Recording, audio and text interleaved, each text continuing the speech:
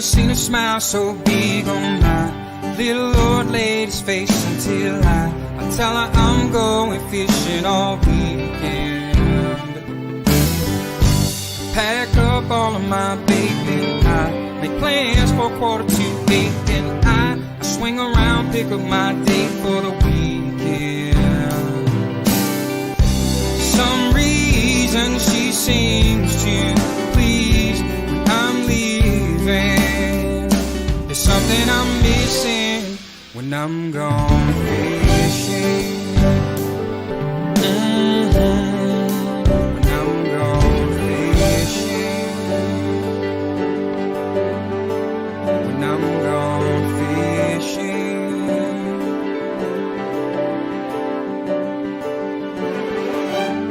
Yeah, baby. Yes, sir.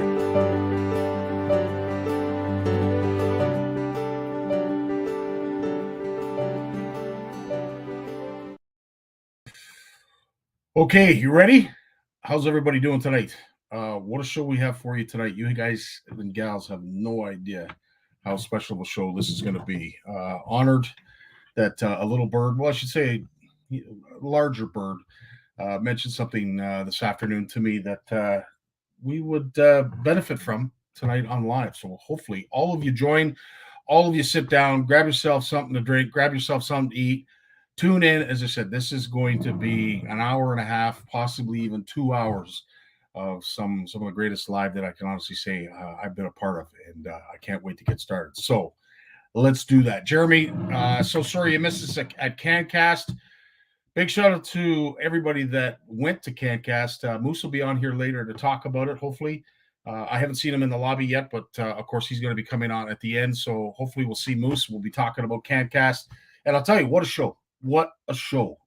Big shout out to the Carruthers who put this on, who spearheaded this, and of course the supporting cast. And there's a whole bunch. Mark, Hunter, Sean McCall, Moose. There's a whole whack of you that come together and put this show on. And I would have to say, based on what I saw in terms of foot traffic, you hit it out of the park. Fantastic show. It really enjoyed Sunday. And everybody that came by and said hello, gave a high five, yeah, baby, whatever, a pat on the back. Really appreciate it. And of course, big shout out to Steve and of course Jeff, who were manning the booth and helped set it up. Mike, who showed up a little bit later but helped us put it away.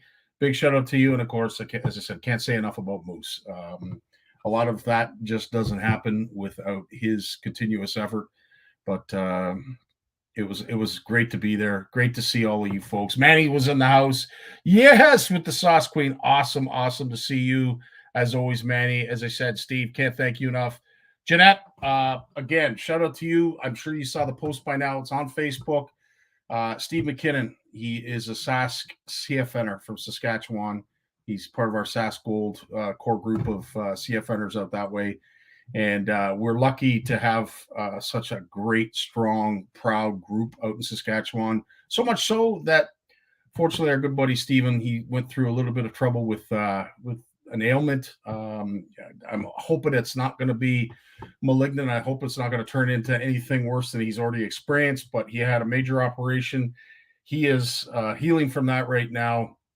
Walter went over on the weekend and presented him some money, and on behalf of CFN and of course you guys, we managed to put together $500 to help pay some bills for him. And of course, he needs to get his feet under him and get back to work, but until he's able to do that, he can't pay bills. He's living with his folks, and God bless them. Tip of the hat for his folks for taking him in and being supportive. You never know how that's going to look or how that's going to go in these days. You never want to assume, but you know what the family units are like. But that's one strong McKinnon family unit to take him in and look after him until he does get his feet under. So Jeanette, Terry, Steve, and a whole whack of others, Richard Dunlop, that donated and helped put together $500. We are, as always, CFN proud. Richard, always a pleasure to see you. Mark, good to see you, my friend. It's been a while since we've seen you. Luke Sherrard, good to see. Back from holidays, I see, Luke. Hope you enjoyed it. Kevin's in the house. How you doing, Kevin? Tony's here. How you doing, Lloyd? Big shout out to you and all your sharing, my friend. Really appreciate it. Tony, you've been busy today too. Hope everyone enjoyed. Yeah, absolutely, we did. We had a great time at CanCast. It was an incredible show. Ken, nice to see you. Sonia, always a pleasure to see you. Ed McKenzie, what's up, brother? Nice to see you as well. Rob Alspatch is in the house. John, nice to see you, my friend. Hi, folks. John from LPBAA is tuning in. Always a pleasure to have you, John. Got the FN Rona again. Well, that sucks, buddy. I'm telling you, that McKenzie household, you guys need a big time break, man. It's a dark, dark cloud. I wish there was something we could do for you, Ed. Maybe we will. Maybe we will. Nice to see you, Bob, as well at the show this past weekend. Scott McKenzie, nice to see you. Holy smokes, we got lots. Okay, listen.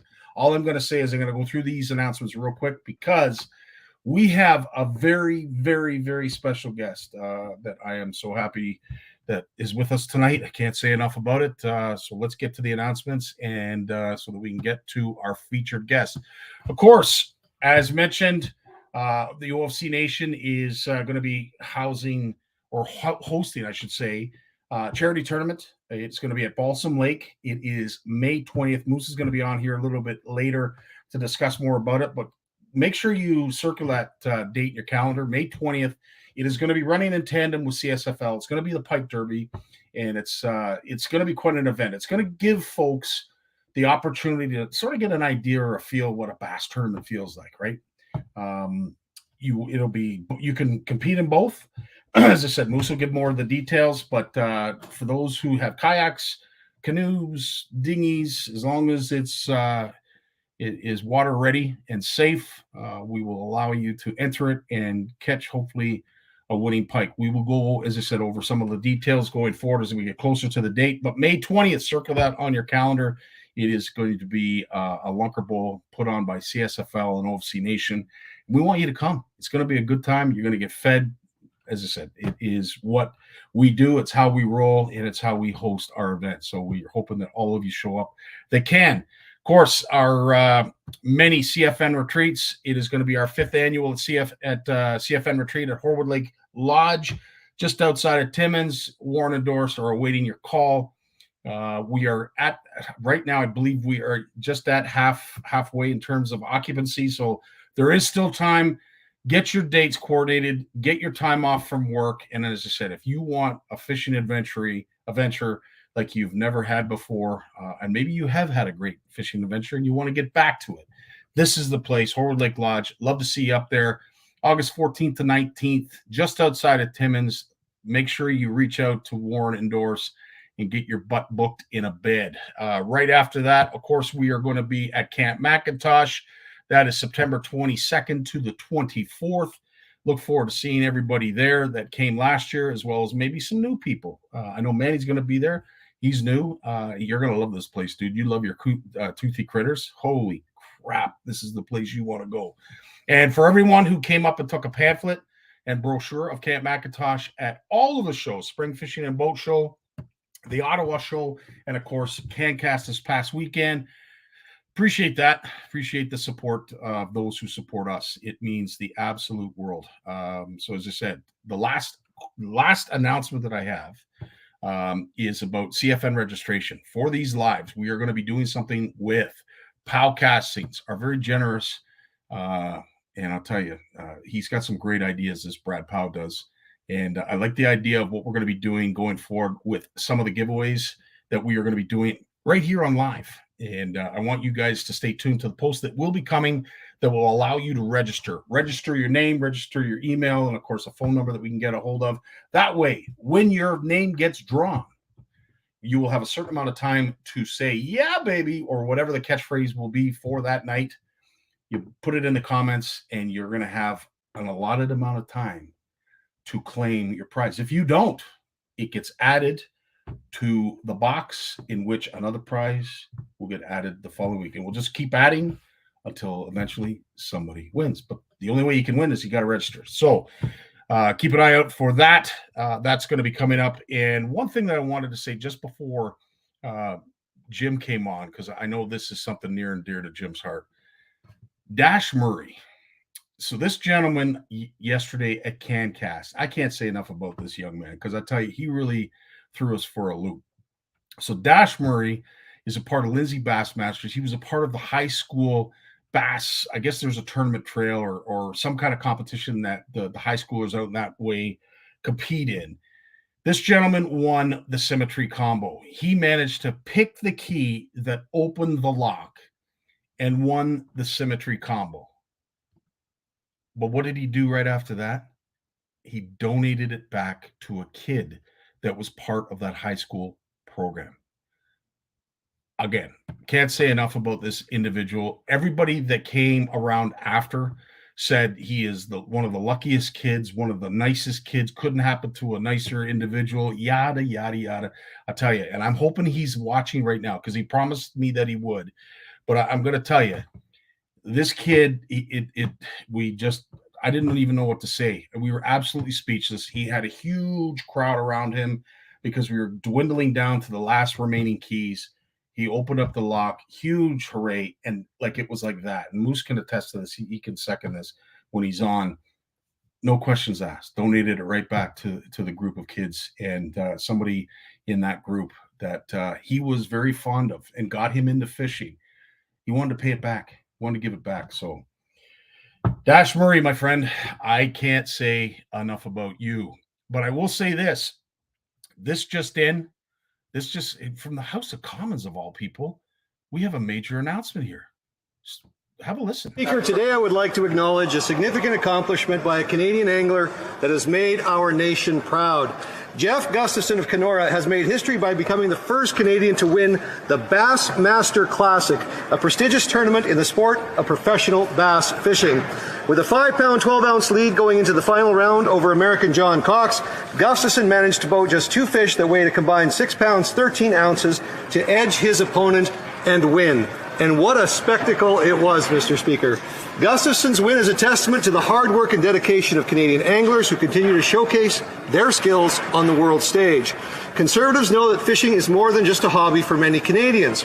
It's a way of life. We take pride in our Canadian heritage, and we celebrate Gustafson's win with him. May his achievement inspire generations of Canadians to continue to celebrate our heritage and the great outdoors through the sport of fishing. Way to go, Gussie.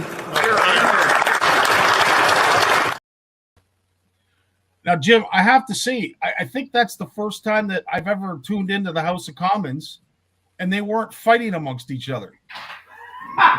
You know what? Somebody sitting in the back that's an anti-person. Well, maybe there's that. At the end of the day, there's a narwhal lover in there too, I'm sure. But at the end of the day, Gussie put all the strife, all the animosity, all the conflict aside. And I bet he had no idea by holding up that trophy and winning the hearts of all Canadians, he actually allowed them to put down their arms and say something nice for once. Isn't that awesome? Yeah, no, it's incredible. Like what he accomplished, he touched a nation.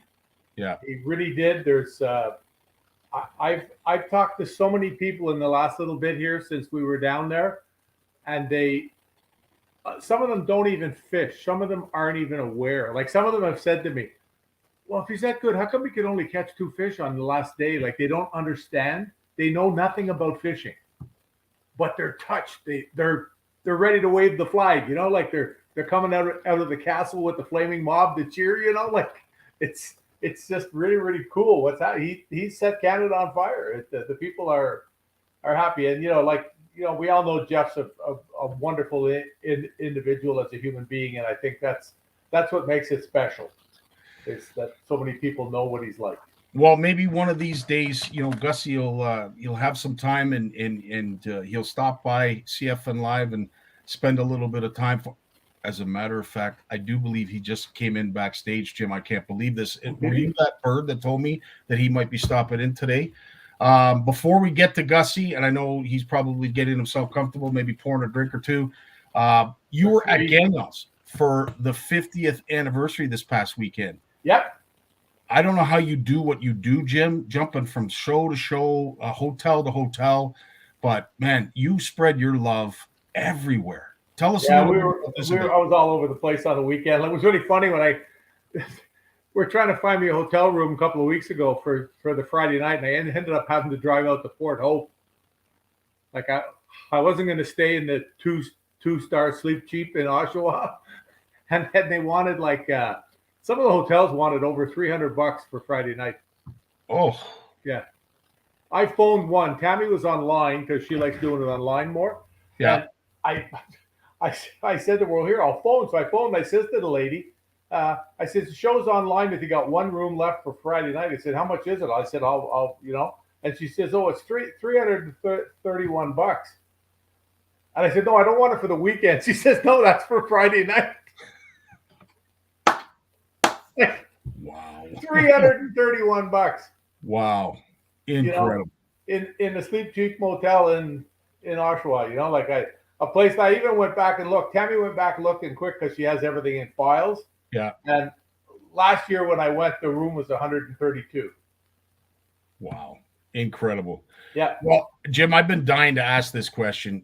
That night that we were up in the room after you had won your prestigious and I'll tell you, extremely deserved award from the Hall of Fame, there was a twinkle in your eye, something special. I'm not really sure, but I will say this. This is my take on what you were thinking about at the time you were just about to nestle down for a long night's sleep.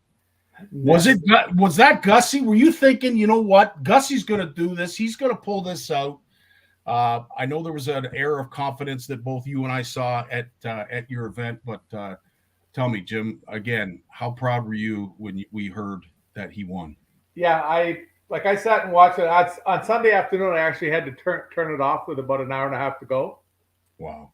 I couldn't watch it anymore. I was sick. I ate Tums. Tammy was laughing at me. And to show you how big this was, and I'll figure this out. So I said to Tammy, look, the weigh-in's not going to happen for like probably an hour after, by the time they get them all out of the water and get them in line and do everything they got to do. Let's go and get your prescription. So we run down to Gananoque Way, and we're coming back, and she's on her phone watching the weigh-in. My wife is on the phone watching the weigh-in. Not me. Yeah. She's on the phone. And then I said to her after this happened, Scotty, I've been blessed. I've been very fortunate in Canada to win a lot of things. Obviously in Canada, the same level in Canada, as big as it can get. But the States is just a completely different thing. It's so much bigger. The prestige is just monstrous. And I said to Tammy, I was more excited and had more gut feeling about Jeff winning that than when I won boats and trucks and 85K here and all and everything else. It excited me more. I don't know whether it's so long ago and I've got old and forgot some of it, but I was just she even told me, like, we're sitting watching TV that night and she looked across at me and I thought she was going to say, look, can you just shut up for 5 minutes? It was just, I'd have been like one of the old guys in the balcony on The Simpsons. You know what I mean? Like, that's so funny. It was just, I couldn't, I'm watching it. And then every time they post, like Gussie being on a stage holding Shelby and that, and she comes out and just her mouth opens and she just screams. Well, here's the deal. Yep. Somebody brought that to me because I mentioned having leaking eyes so much. They brought this to me. Jimmy Wilson brought it to me at Gagnon's. But even at Gagnon's, it was incredible. The whole thing. It was huge, and then go out to CanCast and see the way that happened. Like I was saying to you here earlier, I was absolutely blown away. The number of people that went out of their way to come into that Shimano booth to shake my hand. It was literally every second person in the aisle. Yeah. And I couldn't believe that. Like it was, it was absolutely well, incredible. Listen, Jim, I know the group, the panel, myself, and a bunch of others aren't the least bit surprised. And dude, I don't think we could possibly do it well enough to show our appreciation for everything you've done. You did it when you drove me down there, buddy. Well, I appreciate that, dude. That's like a top 5 moment in my life. Well, it is top 3, 4 in mine if you count kids and marriages and everything. But I'll tell you one thing that you do appreciate as well as I do is when your colleagues recognize your abilities. And before we bring Gussie out, just so that we're all teary at the same time, G-Man had something really lovely to say about Gus, and I want you guys to hear it right now. I want to send a big shout out and a congratulations to Gussie. Jeff Gustafson, but I want to get home and process it. Like, I just didn't want to post a picture like right after the class and say, hey, congrats, Gussie, because like I wanted to get home and like look through my mind and like every image that stood out to me, everything that happened. This was a unique classic, man, that could have changed, and it's going to change the world in a great ways. Look what I talked to Carl. I said we were in such a unique situation that Jason Christie could have had it back to back. We could have had another Japanese, had several Japanese anglers could have won. We had an Australian angler, had a Canadian anglers. It's making history. Jeff Gustafson won. Big Gussie won. Hey, look here, Gus. Got my flannel on for you because we call you they call you the Canadian snow leopard, like the great snow leopard. But I call you the lumberjack because you always got on flannel. But if the fans don't know it, you soon will. Gussie's one of the great ones. And that's being a human being. Him and his wife are exceptionally nice. He does everything right. He don't mess with everybody. He just does his deal, and he's so committed to fishing like that. So big shout out to you, Gussie, the win at the Classic. Making history. First ever Canadian angler to win the Bassmasters Classic. The one and only Jeff Gustafson. Well, that was a pretty nice note from Swindle. And one other thing. But from the time I pulled the boat out to getting over to the arena, we're at the boatyard, and I was probably there for almost 2 hours, like before you actually got over there, you know. And they kind of kept Schmidt and Canterbury and I, like, they didn't really let us talk to each other or anything. And so I'm in my boat, and it's like kind of a dark time. Like, I was not happy with how my day went on the last day, and I had no regrets. I didn't do anything wrong. I don't think I just, you know, I didn't get the job done that I wanted to do. Fortunately, it all worked out, but I was sitting in my boat kind of by myself. A few of the other anglers were kind of passing by and chatting a bit, but Swindle came over and literally had me cracking up for like 10 minutes, and it made my, you know, the time there, like, where I wasn't just thinking about, oh man, I just blew this big awesome opportunity that I have. But well, Jeff, for most of us who follow Swindle, I have to say I was waiting for a punchline. I've never seen him so serious when he was giving in that kind of delivery. I was expecting a punchline at the end of it all, but you know, all I can say is when you hear that from a fellow angler, a colleague, someone that you compete against, and he's just as popular as yourself on that trail, it's got to mean something. You know, it's one thing for us to say it. I know it's different when Jim says it, but when you hear it from, you know, someone you rub shoulders with on a regular basis, that's got to mean the world. Yeah, absolutely. No, and he's one of the most respected guys. And I mean, I respect all these guys that I fish against, but he especially, I mean, he's been doing it for a long time. He's won a lot, and he just is. He's really, like, everybody likes him. I mean, he's a piece of work. He's entertaining and just a top-notch dude. So now, obviously, you've got another interview as I'm sure you have all week long. But I will say this: both Jim and I, we can't say enough about the Bassmaster people. What they did to roll out the red carpet. I'm sure you've got lots of folks. John's watching, as he just mentioned here in the comments. Yes, sir. It's pretty cool to have such a great, warm, welcoming group. And you get this on a regular basis. That was sort of Jim's and I first inkling of it, since a lot of Canadians have joined Bassmaster and become part of the participants. But I'm sure you can't say enough about them yourself.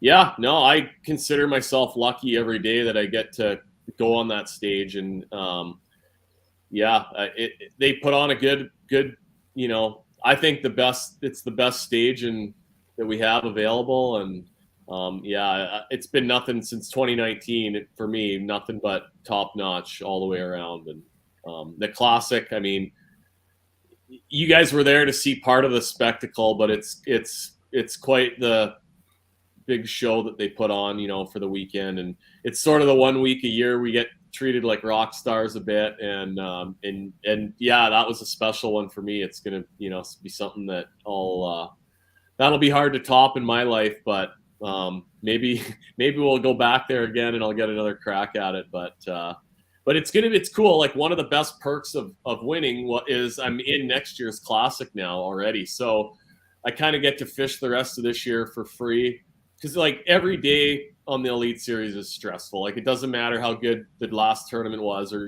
how good the day before was. Like every day is stressful, and I mean, if you mess up, these guys bury you real quick, and so it's going to be, I'll be able to have a little bit more fun the rest of the year, and hopefully my results will reflect that a bit. Just before Jim asks his first question, because I know he's chomping at the bit, I want to thank you for winning. I want to thank you for winning because I jinxed you. I said, Jim, wouldn't it be awesome? We go down there on this weekend. You take home some hardware, and a Canadian like Gussie takes home. And I remember he didn't say anything. He just gave me that stern look like any bass tournament, savvy angler would, saying, I can't believe you just said that. So, dude, from the heart, I can't thank you enough that you won, because I don't think this man would come on for another live or talk to me again had you not. Yeah. No, I really can't believe it, to be honest, but appreciate. I mean, I know there's a lot of people watching that were following that weekend and came down there, and I still have a ton of messages I haven't even got to yet, and I'm picking away every day a little bit, but I'll get to them. Wow. But anyway, I hear everyone that, because I know we get, if any of us like Cooper, Chris, or Corey do well down there, we get some awesome support, and I do hear it all the time. Well, like the professor or the student became the professor. This clip, I think, synonymizes this. It tells a story in itself. But Jim, absolutely let you go, bud. Yeah, and congrats. You guys probably talked about this last week, but congrats to you too, Big Jim. I appreciate that, awesome, buddy. So I said, and thank you so much for the gesture with the Costa, with the donation of the Bass Fishing Hall of Fame in my name. I was just looking back at that this afternoon here, and I tell you, it was funny when I was at Gagnon's on Saturday, and I mentioned I don't know whether you've had time to see any of it. A few times I mentioned that my eyes were leaking. Yeah. And a guy comes into Gagnon's on Saturday and hands me this. That's awesome. He said, "Here, you might need this." And a couple of times since I actually have. I had to bite my tongue at the CanCast show on Sunday once. There was a couple of young kids there, about 17, maybe 16, and Jeffy, they were on fire to fish. You could just see it in them. Mm-hmm. Those kids, everybody says, "Oh yeah, I want to go. I want to win a Bassmaster Classic. I want to win a Bassmaster Classic." But only so few chosen ones ever get to do it, And these kids were just on fire, and then they were talking about you about, like he says to me, "Well, have you met him?" Because like they don't know that we know each other and whatever else. And I said, "Yeah, I've known him since he was kind of young and whatever else. I watched him, and he started winning tournaments and doing stuff right." And a lot of people think that I talked to several people that somehow think that you're just almost new in this game. But how many years have you been doing this full time now? 10, 11? No, I'm 40, and I've never had a real job before. I went to university. I got it done. I was on the Keep Mom Happy program. I think that school's a great thing, but I did not know what I wanted to do. Looking back, I wish I would have taken business and marketing stuff, but when I got done, I was on the substitute teacher list in Kenora for 2 years. So I went in and did some substitute teaching, but that was nice because they taught me deep weed lines. And if I was going fishing already, then no thanks. But I got a little bit of work there. But after I got done with that, I just knew that I wanted to. So I got to somehow make it work in fishing. And I had a lot of people, from Gord, Pizer, Bob Azumi, Chip Lear in Minnesota, Linders. I mean, those guys all gave me opportunities to be on their TV shows, be in their articles, and take me fishing, teach me how to do things the right way. A lot of people helped me out, and I caught some breaks. But yeah, I mean, I back then I started writing just as a means, not really because I love doing it, but just I wanted to figure out a way to just keep a little flow going. And I mean, it was hard early. I never had my own boat or truck till I was 25. And, but I found a way to get out there all the time, borrowing and guiding and using camp boats. And I mean, I just found a way to be out there, and I fished a lot. And that's kind of the main part of the recipe if you want to make it in fishing, whether you want to be a guide or a tournament angler. You got to be able to fish a lot of, different situations. Don't just go out and like fish the spots you can catch fish at. Like when I'm fishing around home, I never go to places I know I can catch them. Like the odd time maybe on a guide trip or something, but like always looking for new ways and new spots and it doesn't always pan out, but that's how you get better, I think. Jim, you would agree, I would imagine? Yeah, 1,000%. And I've often said that some of the best anglers in Canada have been the guys up here that were multi-species anglers. And you'll see it in Minnesota and Wisconsin too, like the Linders and all the other, a lot of families, almost people where it's just been what the family does. They all guide fish tournaments, do promotions, that they make lures, they do all kinds of stuff, like they're genuinely in the industry. And I think that's that's a huge part of it. But on my evening when I got the presentation, Jeff, I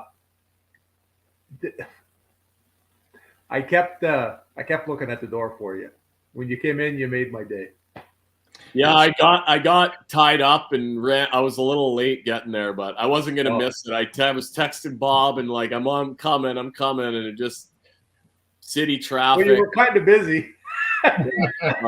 No, I got there, and obviously like was in the loop with Mazurk and everybody on that was happening, and that very happy for you, man. You touched a lot of people, up here especially, and that's huge. Well, as I said, you managed to get two things done for me, Jeff. Obviously winning and taking that monkey off my back, but also when you did show up, I didn't want to bring it up because I thought, the Kleenex might get broken out here, but there were two occasions during Jim's speech that I thought for sure he was going to break down. One, when he looked over at Dave Mercer, it looked like Dave was like me welling up. And then when you walked in, dude, that man's face lit up. And I can't say enough about the relationship that the two of you have. It's remarkable, to say the absolute least. But as I said, never underestimate, and I say this to anybody who's listening, never underestimate what you mean to somebody, especially when they appreciate your presence. It means the world, and you can see it because it lit up the room down in Tennessee. Now, speaking of Tennessee, of course, Jeanette is asking, and I'm sure it's the obvious question, now that you've won, what allows you to decompress? Was it Canada House? Did the visit to Canada House do it? And all the raging Canadians that were there? Or decompress? Yeah, honestly, by the time I got there, it was too out of hand. It was like, because it ended my night after like 30 minutes in that place. It was like, okay, you have to go home now. You're done. I'm kind of mad at those guys a bit. Like, here, have a shot. And I'm like, nah, I'm okay. Like, I'm doing pretty good. Like, no, you just won the classic. Have a freaking shot. Okay. And then a couple of those, how it is. But no, that was really cool that those guys did that. And that Sunday night was so fun. I mean, just getting to Bassmaster has a champion's toast, and just, a lot of the anglers come and your hand and to get a picture with you. And a lot of my friends and family were there, and it was, it was pretty special. Like, that'll be the highlight of the whole weekend, later when I went back. See, I got to ask a question, and this might be a bit of a right turn, but I was saying this to Jim on the way down. I thought, okay, Dave Mercer is now the face of Bassmaster. We've got Canadians that are participating and winning events down in Bassmaster. Gussie just won the Bassmaster Classic. Are they going to allow Canadians to compete anymore down in these events, or is that it? Like, are you the last of the Mohicans, or what's going to happen down there at Bassmaster? No, I mean, hopefully, we are able to still keep after it. I mean, they love us, I think, and it's great to see, because I mean, I know like Al Linder made this comment earlier in the week, and he just said, like, in the earlier years, it was dominated by the Southern anglers. And I think, over the last several years, like, obviously, like KVD was a Northern angler and the best of all time. And then but like in the last 10 years, there's a lot more northern anglers, have gotten to be consistent and are winning. Seth, Brandon Palaniuk, Chris and Corey, Paul Mueller. I mean, there's a bunch of guys that from up north that have been winning tournaments, and it's awesome. And then like look at the classic field. Like there's Japanese anglers, Carl from Australia. Like it's pretty amazing his story, really, that he's come over here, never caught a bass, and figured out a way to get a boat and a truck and qualify for the Elite Series, get kicked out, qualify again, and now he's a very good fisherman, and he's one of my best friends, and like just it's a pretty cool story, Well, one question that I know that might be a little bit off the wall, but it's funny you bring this up. It's a great segue. There were a lot of folks, and Jim can attest to this. There were a lot of folks that are part of your tournament trail. They're part of Bassmaster. Welcomed us, as I said, with open arms. But all of them said, Jim, and you can second this, that they were all really happy to see you win. They said of all the gents that are in the tournament trail, Gussie's just one of those guys that we want to see do well. And I will say your accomplishments are certainly appreciated by the group that we were surrounded by. Having seen what you saw with the Australians and some of the other unique or newly arriving participants in the Bassmaster, is there anybody that you'd like to see win? Of that hasn't won it before. I don't know. I mean, like Seth and Carl are my two kind of best buddies, and Coop and Chris and Corey too. But probably if Seth or Carl did, those would be my two picks for anybody that hasn't won it before. That's awesome, Jim. I'll let you ask a question. I know Gussie's got to get going, so we want. I got like 20 minutes, boys. So we're good. So. Yeah. So what do you do now going forward? Like when you go down to fish the next tournament here, how do you block all this out and move forward? Well, my phone I'm ready to throw in the bush because it's been nonstop. And it's good. I'm not complaining. And then I texted you. But it's gonna I go again in a week and a half. We head to South Carolina, and I think it'll be good to go get back in the boat again, and just then I can feel fine about like.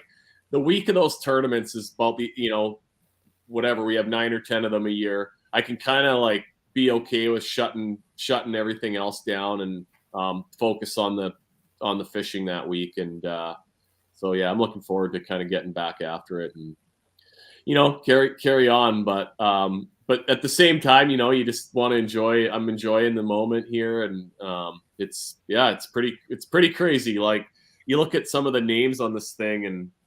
It's unbelievable. That's so is this the one you get to keep, or I get to keep it? Yeah. So, on the side, pretty cool. You can kind of see it's got everything. I didn't know that was like that. Yeah. And listen, for all of us who have watched TNT and watched Bassmaster grow from what it was to what it is now, the fact that you're holding that trophy, Carrie put up a comment here, and it's true. Like we all kind of felt a little part of us winning, not just necessarily maybe because we're Canadians, but because, we're avid followers of Bassmaster. We're avid fans of what they've done down there. And the fact that, a Canadian and you, Gussie, holding up that trophy, dude, like it gives you goosebumps just thinking about it. Yeah, no, it really does. And so I know how special and a big deal it is. And you just, just try and enjoy it as much as possible. And I just found out today on Thursday, the city of Kenora, we're going to have a little event from 4 till 7 where I'm going to bring the trophy downtown and be able to get some pictures with people and sign a few autographs. And then after that, my friends got a little party organized. I haven't hardly got 911. Yeah. Another late night and not a good next morning, probably. But now you kind of touched on rack with the trophy. Yeah. Yeah. Hey, you can kind of still. It's going away now, but the hotel at the Marriott where we were staying, I'm carrying it in on Sunday night, on our way. Shelby and I are going back to the room. She finally got me out of there, and there was a revolving door, and my face and the top of the trophy and the revolving door collided, and it's still kind of tender. But I got up to the room and I had blood running down my nose. She's freaking out. I'm like, that's fine. Oh, that is awesome. Awesome stuff. Interesting that Jeanette asked this question, and I think you kind of touched on it in regards to some of how the tournament unfolded. But was there anything that you would have done differently? Obviously, hindsight's 2020, but was there anything that you would have changed or approached differently? Honestly, no. I went there with the mindset of I'm going to go fish for smallmouths. If I catch a limit every day, I'm going to probably win, or I'm going to be in a good position. And obviously, the first 2 days, it worked out. It was perfect. The second day was harder than it looked. The first day, I caught them pretty quick. But that last day, as hard as it looked and it was painful to watch, I don't think I had more than a 10-minute span during the day where I wasn't working on a fish. I had so many fish look at my bait and I just could not catch them. But I picked up a few other baits. I probably could have tried a few other things, but my mindset was completely I got to keep pitching this thing around. They like it. And I got to find one that hasn't seen my bait yet and doesn't know my boat's here, and it'll bite. And fortunately I got the 2 I needed, but it was the hard way for sure. Hard or not, you pulled it out and you managed to do something that no other Canadian has done. And for the 50 or so that are watching this tonight, who are mentioning that you should be mayor, you should be PM, you should, do something more than just fish.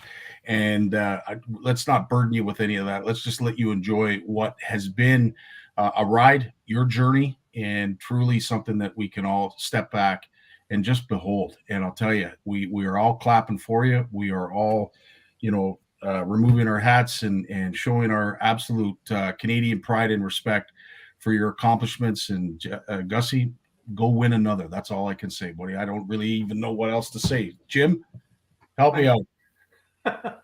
If we go, I have to drive when we come back through customs. Oh yeah. Guy's stone cold at customs. Oh yeah. We didn't have anything anyway. He just kept dropping. They put this guy in the Hall of Fame. Oh, really? Go ahead. It was so funny, Gus. When we were going through on our way down, I threw that card out right away, and he didn't even stamp our passports. He was just asking so many questions. And then there was a buddy over in one of the booths beside it. He said, "You think I can go get my buddy for an autograph?" We're like, "Dude, it's 4:30 in the morning. No, we want to get out of here." But yeah, needless to say, it was for Jim and I. It was a short time, but it was a beautiful time, and to be able to share with you in this in a small way, and to meet some of the incredible people at Bassmaster and how much they appreciate you and your wife and your existence in their tournament trail. It's a proud day to be a Canadian, but it's a proud day to be a fan of Jeff Gustafson. No, couldn't have said it any better, buddy. Couldn't have said it any better. No, thanks, guys. I know everybody.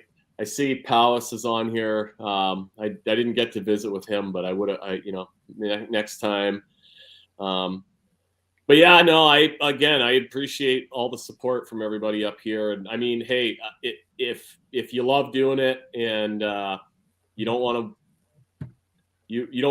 to be your own boss, then it's not the easiest way to make a go at living, but yeah, dreams happen, and you just never know. I'm jealous of Coop getting to start so young and so early, and he's a machine. He gave me a licking in the first 2 tournaments, and I'm sure there's going to be more of them coming the rest of the year. But he's already on the way down. Yeah, I'm sure. I know. He's an animal. He was at the CanCast show together. Pardon? Yeah, he was at the CanCast show yesterday. Yeah. And there must have been a half a dozen times he was in and out of the Shimano booth, and all he talked about was, I'm going to leave tomorrow. Each time it would come up. Yeah. I'm sure he was real used. I'm sure he sold a lot of stuff yesterday. True enough. Well, just before you go, Yeah. Gus, I'm going to bring in Moose for just a sec. I know he has a few words Okay. to share as well. Go ahead, Moose. What's What's going up, on, boys? buddy? How are you? I'm pretty good. The man of the hour. Yeah, no, thanks for putting on the big show down there. That was the talk of the town, kind of, and yeah, it was pretty funny. Hey, I didn't even know, like, when I walked into that place that night, I thought I was at the bar. Like, I had no idea what was going on. Like, Brian had to explain to me. Like, I didn't know till the next morning. Girls. You guys had this happening, and for everyone that's watching, if you're not in the loop, like, maybe you guys have already talked about this, but Moose and his friends rented like this big giant, what was it, like a 10-room house? It was called the Friedman Loft, and downtown Knoxville. It used to be an old bank, and then it turned into a jewelry store, and then they turned it into an Airbnb. And I didn't realize how large it was until we got there, and I was like, "You got to be kidding!" I think we had about. So I stopped counting at 255. So we had 255 people in the building. And funny story, and this is the one moment that I remember I'll never forget, and I wish I had my phone to record it. I got a message from Brian Gussie, and he says, he goes, Moose, better get ready. You owe me. And I was like, whoa. And I was on the balcony on the 4th floor, and I remember looking outside, and there was a sea of people just like chanting and yelling and screaming, and like, it was epic. It was epic. And then by the time I got from the 4th floor to the basement where the speakeasy was, Jeff, you were being mauled by people. Like, it was like, guys, you got to think, like, it was about 12:45, 1 o'clock in the morning by the time you got there. And you got to, and I said to people, he may not show. He's got family. He's got friends. He's got this. He's got that, media and gatherings. Well, it was such a consuming weekend. Like, until I was done with fishing, like, that's all I was, went for dinner with my family during the nights of the tournament. But like, I didn't even know like what was happening there. And Shelby kind of did. And then just, but yeah, we just really didn't. And, but yeah, the coolest thing. It was the coolest thing to see, just like a crowd of people and the trophy and Gussie and Mercer and all of them just coming down the street. I'm like, oh, here we go. And they got in there, and the speakeasy was hot. It was smelly. Like, there was zero ventilation down there. And by the time you got in there, there was people with their shirts off. And I'm like, who's the kid with their shirt off? And what's going on here? And it was pretty wild. And I didn't even get a chance to see you, really. You walked in, people were grabbing at you and selfies and yelling and screaming, and the chant was going on. And, like, it was insane. And I thought to myself, man, he started this at what time o'clock in the morning, and like, to be here at this time meant the world to all of us. And but yeah, if I was you, I would have been in and out just as fast. I went hard, and then Shelby and my buddy Patterson from Sims, they're like, hey, come on over here for a minute. They're like, hey, I think we should go back. And I'm like, no.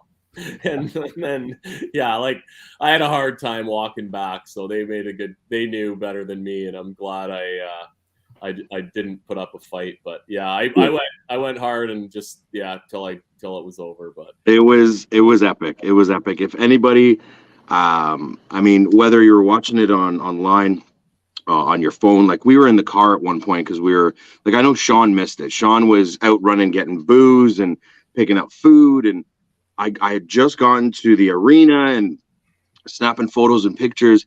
But like, that moment that you spoke about, it was on, I can't remember whose podcast. You spoke about a moment where you thought that you had lost your hearing or something like that. And the confetti there was so much confetti. Oh, it was a Mercer's podcast. Yeah.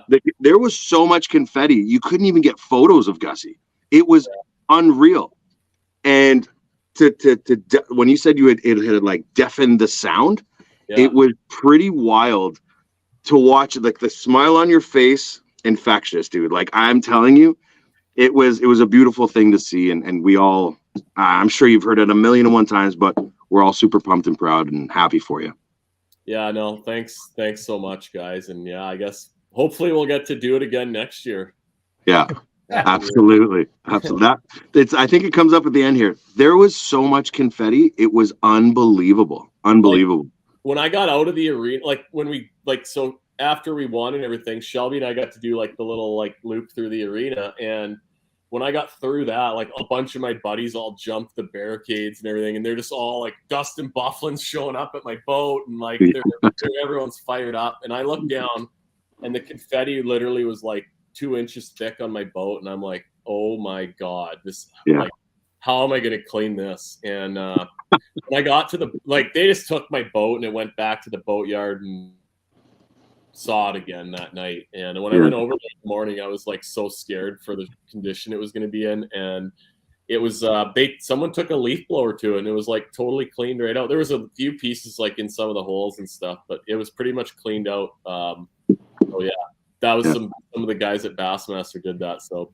thanks boys. Yeah, it was epic. I mean, the house, everything fell into place beautifully, from the rental to everybody who showed up. It was just like, it was amazing. It was amazing. And then to have Gussie show up with the trophy at the end of the night, people were losing their minds.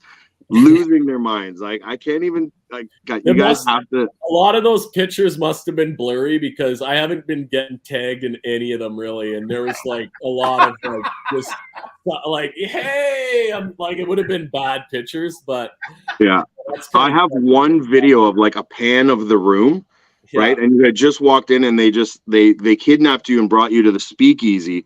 And I didn't see you for the rest of the night. That was it. I saw you walk in, and then you disappeared. And all I heard and all I've seen are blurry photos, and that's exactly what it is. There's a lot of blurry photos, tons. Well, it was like really dark. Like I just remember it being really dark down there, and I just was in this corner, and it was not just like, like someone brought me a drink, and I'm like, "What do I owe you?" And they're like, "No, it's fine." And I'm pulling cash. I'm like, "No, I'll buy some drinks." Like, Oh, that's what that was. Yeah, I didn't. All right. I'll have to tell you a story after about cash. Oh my goodness, it's all making sense now. There's a lot of broken telephone that goes around at these parties, but I'm telling you, it was a party you remember. Everybody's going to remember it because you were there with the trophy, and everybody's going to remember the building because it is very, very unique. Like, you probably only saw the 2 floors where you come in and you go downstairs. Yeah. But there was 3 other floors that were, dude, full of people. Like, I kid you not. Like, the speakeasy, when you came down, it originally had about 50, 60 people in it. And when you walked in the room and the rest of the house heard the Gussie, oi, oi, oi, they all filtered downstairs. There was people lined up along the stairs. There was people on top of people. There was just everywhere. And I don't understand why so many people took their shirts off. None of it made any sense to me. But hey, man, you excited a lot of people by being there. You put a lot of smiles on their faces. So all the chanting was from the Aussies. So about 50 or 60 Aussies came over to support Carl. And I met some of these guys when I was fishing over there last fall. So like, they're the best people ever, and like they were having a time. And like, that was just like the best finish to the night too, was just all the Aussies and the Canadians colliding and just having fun. They had an incredible group. They were there the night before. So that was the second night we did that. The first night we did it, the Aussies were there, and I had to carry one of the guys home or to an Uber, like just down the road. Great guy, but he just, was having a lot of fun. And that chant carried its way all the way up the border. People were chanting it as they were driving by each other to go home. People were chanting it when they got home. We got to CanCast last night, and we're having the social on Saturday night. And sure enough, the chant, I've got a video of that. The whole bar and restaurants just chanting, Gussie, Gussie, Gussie, oi, oi, oi. I think that's going to stick with you for a long time. Yeah, no, it was just a lot of special moments there, and just can't believe it happened. But it was super cool that all the guys drove down to, like, spending some time with Brucey. Yeah, he came back after you guys had all dissipated. His phone died, and he just shows up. He's like, "Bruce, I need a charger." I'm like, "Well, let's go to the speakeasy." And I think he was there till like 5 a.m. And I'm like, "Dude, I got to get some sleep, and you got to go home." And him and my brother had to drive home, and I guess my brother didn't do much driving on the way down, so Brucey made my brother drive a good chunk there on the way back, and they evened it out. But okay, guys. Well, thanks so much. Anytime you guys need to fill a slot, just call me up. Unless it's the week of a tournament, I'll be in. Really appreciate it. All I could say in closing, thanks again, Moose, for joining us. Jim, all I can say is look what you started, dude. This is all because of your efforts, man. You did We this. love you, buddy. Yeah, love you too. Moose, good party, bro. Thanks, bro. Right on. Well, we've got Lawrence and Jake coming up next, right after a word from our sponsor. Thanks so much again, Gussie, for stopping in.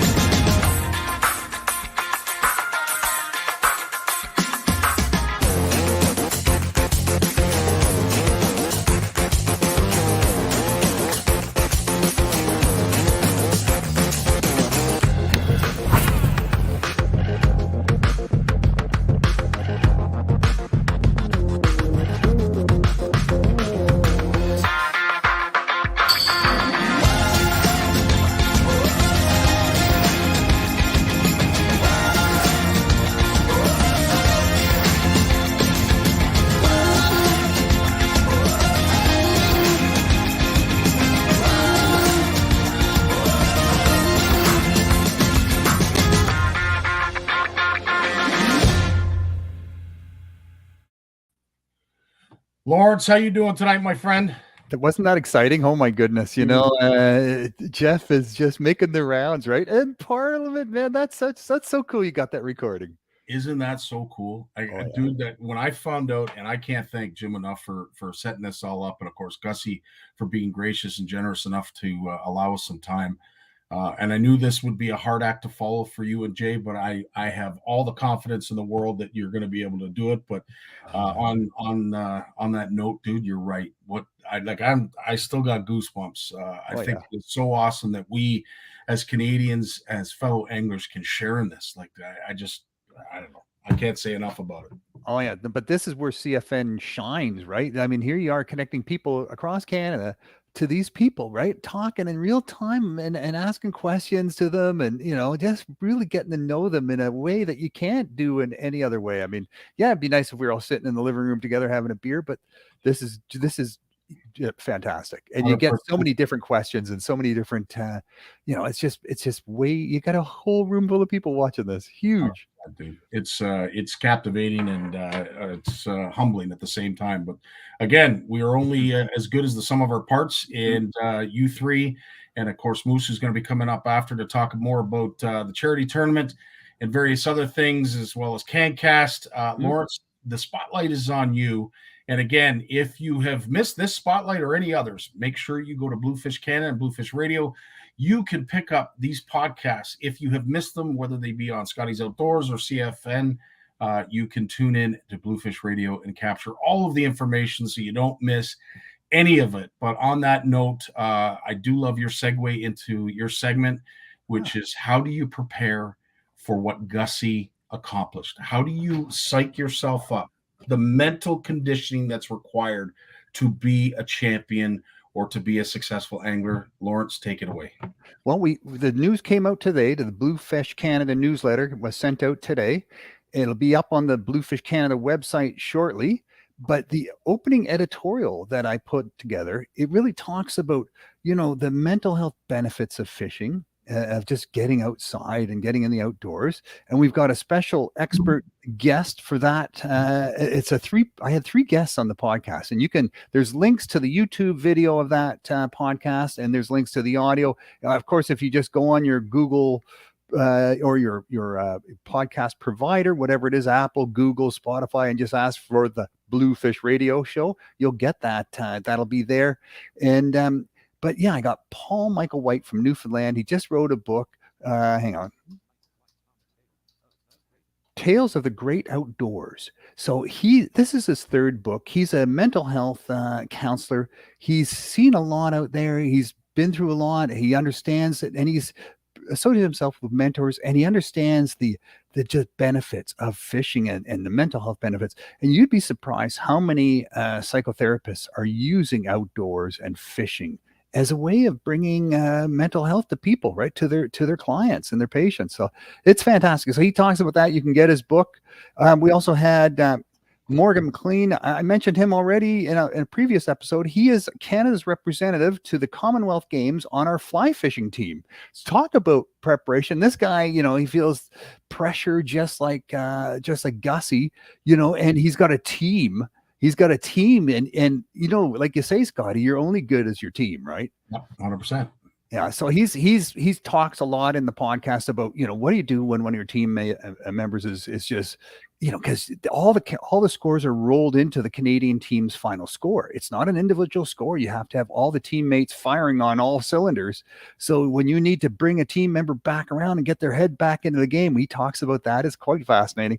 And then my own daughter, Alexandra, she's a registered psychotherapist and a big lover of the outdoors. And she does a lot of this outdoor psychotherapy, but she also focuses a lot on mindfulness, which is, the ability to just be in the space and time now, not yesterday, not thinking about yesterday, not thinking about tomorrow.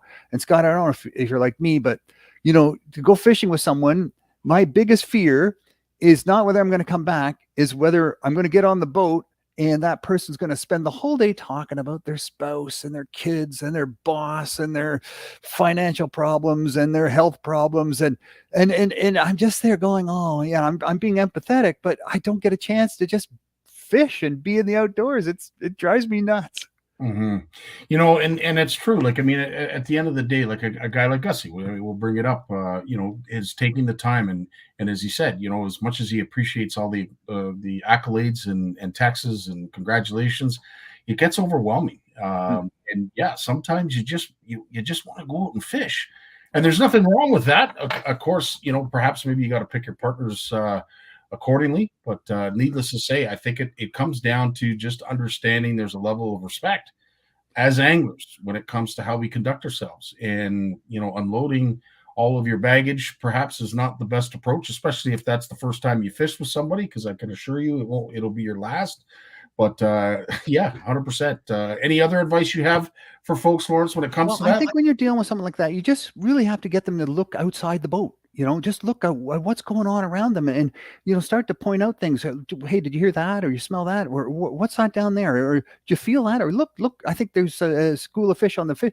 You just got to get them to focus. And then, like anyone who loves fishing, once they start to focus, all those cares and wares and things just start slipping away. So anyone of us can do that. We can also provide that.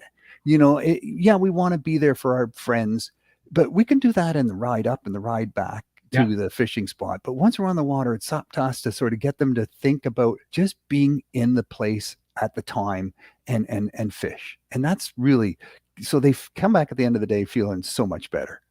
That's my word on that for sure.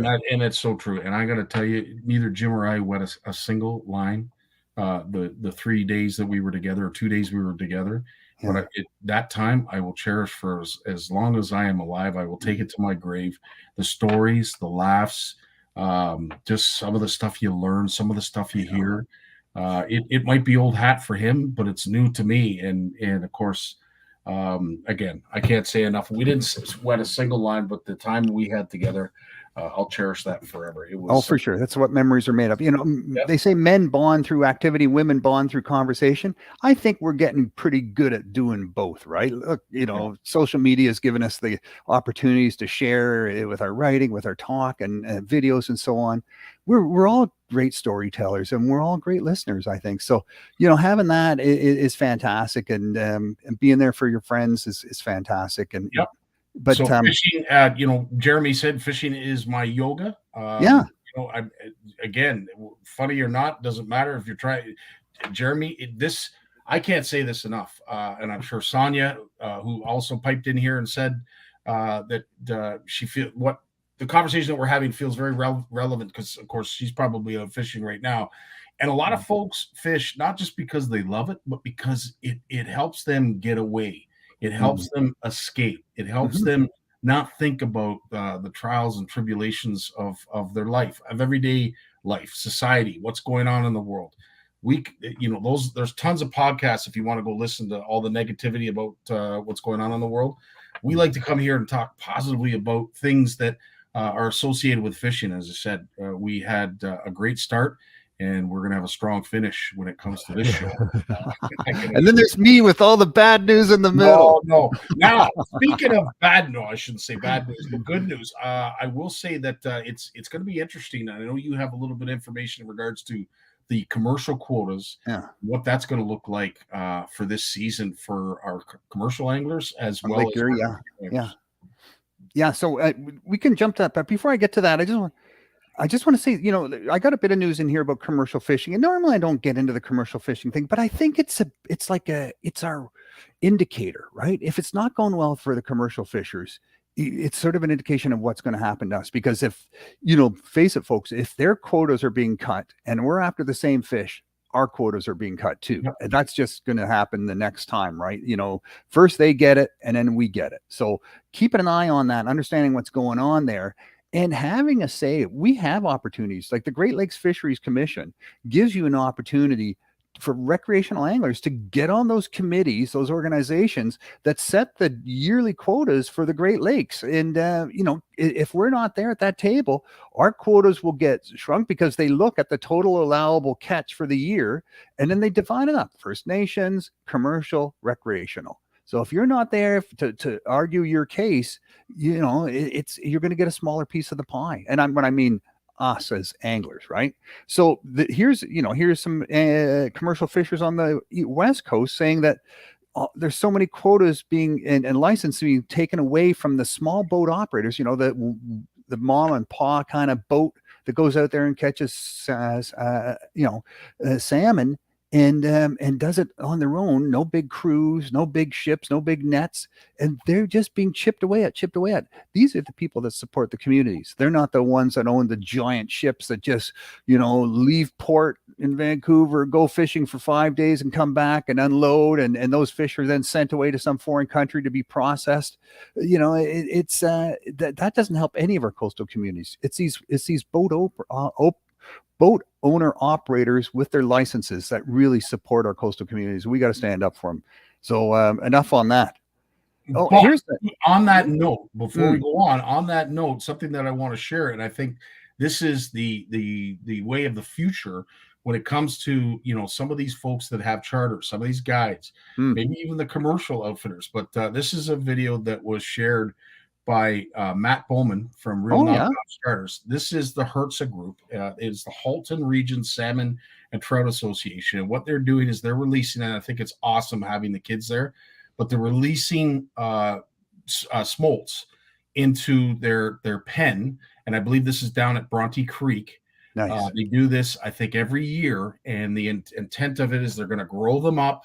Then they're going to be releasing them as a larger fish. But the fact that you've got Matt and a few other guide and charter captains there, I think this is the way of the future. They obviously are able to collect a half decent income from that resource. But at the end of the day, they understand the importance of giving back. So I love it, man. Love it. And, again, that's I think we got to see more of that. But, giving back. I love it. It's a great, excellent point to be making, and we all need to do that for sure. Not just take. It's a give back too. 100%.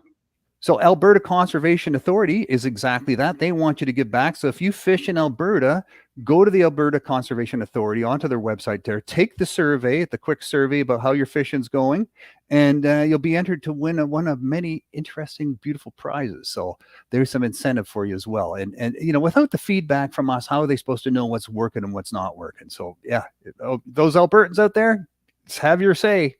100%. And when it comes to teamwork, I know Steve is feverishly trying to look for a link for that so that we can post it up for folks to go there and do exactly what Lawrence just suggested. And hopefully you get to win something that you're going to be proud to take home. Thank you, buddy. Okay, Lake Erie Committee sets the perch and walleye quotas, and I'll just give you some brief information on this. I'll blast through this here a little bit. It gives you an idea of how many fish they're catching, how many pounds of fish, is it going up or down this year, and who's catching the fish? Ontario, Pennsylvania, Ohio. So here you go for perch, 6.573 million pounds. 6.573 million pounds. So that's like 6.5 million pounds of perch will be caught this year. Ontario gets 3.1. So almost half is caught by Ontario. I did not know Ontario had such a large perch commercial fishery on Lake Erie. Ohio's 2.4, Michigan's 0.2, New York 0.1, and Pennsylvania 0.5. So yeah, we're between us and Ohio, we've got the lion's share of the perch. And again, we've talked about it at great length, almost to a point of exhaustion. What a fishery Lake Erie is, and I'm hoping that we can continue to find the balance in all that, because again, these are incredible takes. This is an incredible amount of fish that are going to be removed from that. From that fishery. Why it's the most valuable freshwater fishery in the world. But unfortunately, getting this right balance is done every year. So based on the science, it's a 9% reduction from last year.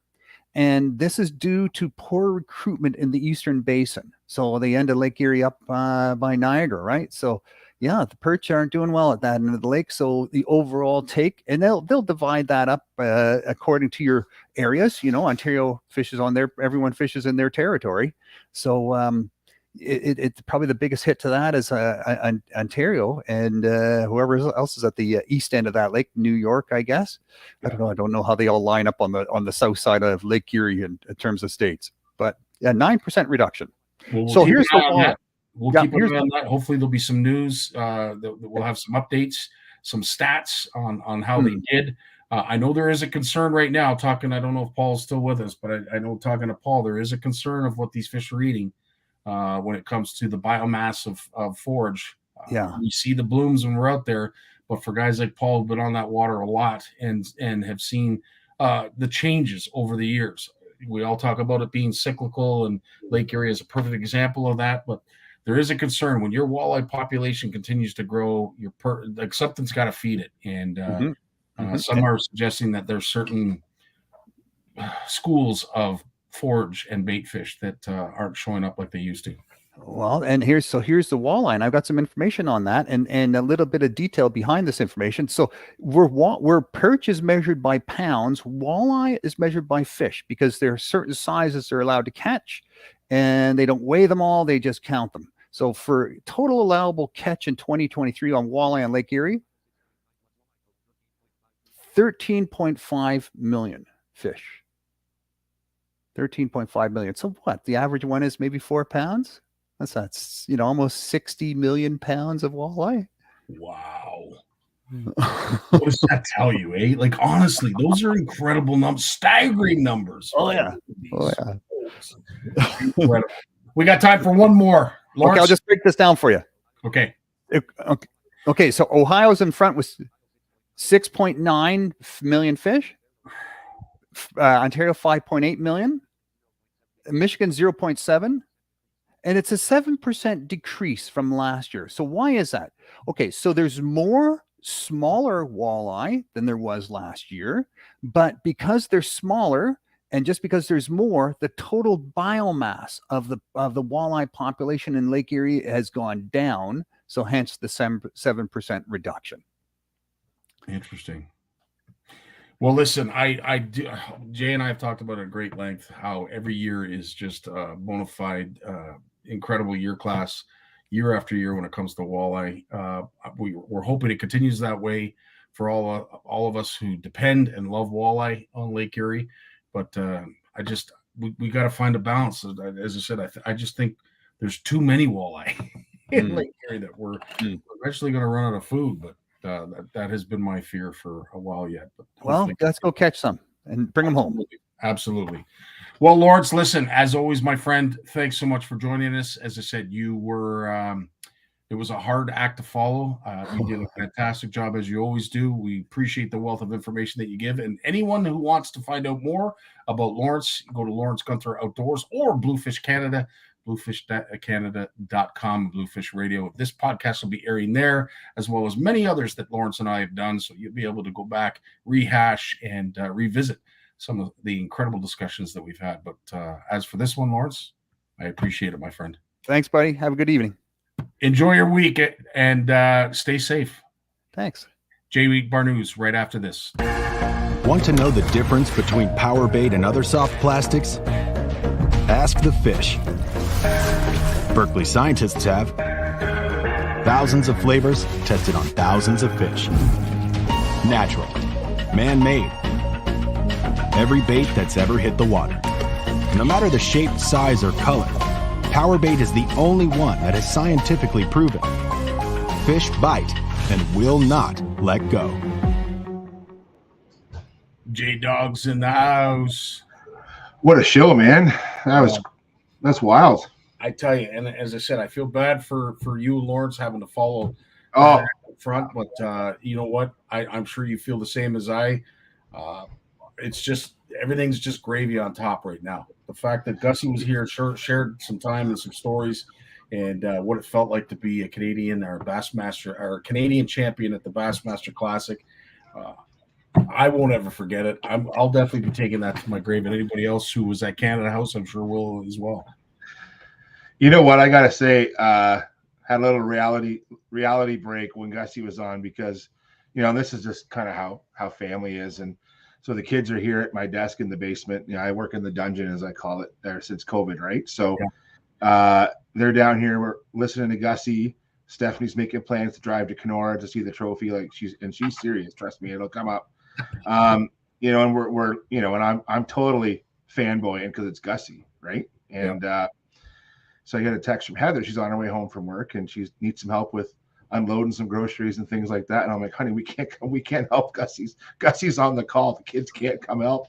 I said, honey, he's only going to be on for 15 minutes or 20 minutes. Because Scotty, that was our original plan, right? Yeah. And he took us right to the whole hour. Yeah. And Heather comes in and she just looks at us and she's just laughing and rolling her eyes because we're all crowded around my computer listening to Gussie. And then I knew when Moose came on, he was going to go right to the end. I knew it. That's great. All good, man. Awesome. No, 100%. And again, he does it like it's nothing. And I know he had a interview right after ours, and he was, just concerned how it all would line up. And I can't imagine that struggle that he's having right now, just trying to share his time with everyone so that, people don't feel slighted or dismissed. But that becomes a bit of a challenge as well. But you know what? Jay, I'm not going to have that problem. So and even today. So today at work, I'm on a conference call where, I work with a lot of endangered species, and I'm on a conference call with people across Canada talking about some science needs for research and, nerding out like I usually do. And as we were doing introductions, and a lot of these people I know, I'm acquaintances with them across the country. My one friend, he just chimes in during introductions. He goes, Jay, did you see that Jeff Gussie won the Bassmasters Classic? And actually now my friend, Alan, he's from Kenora.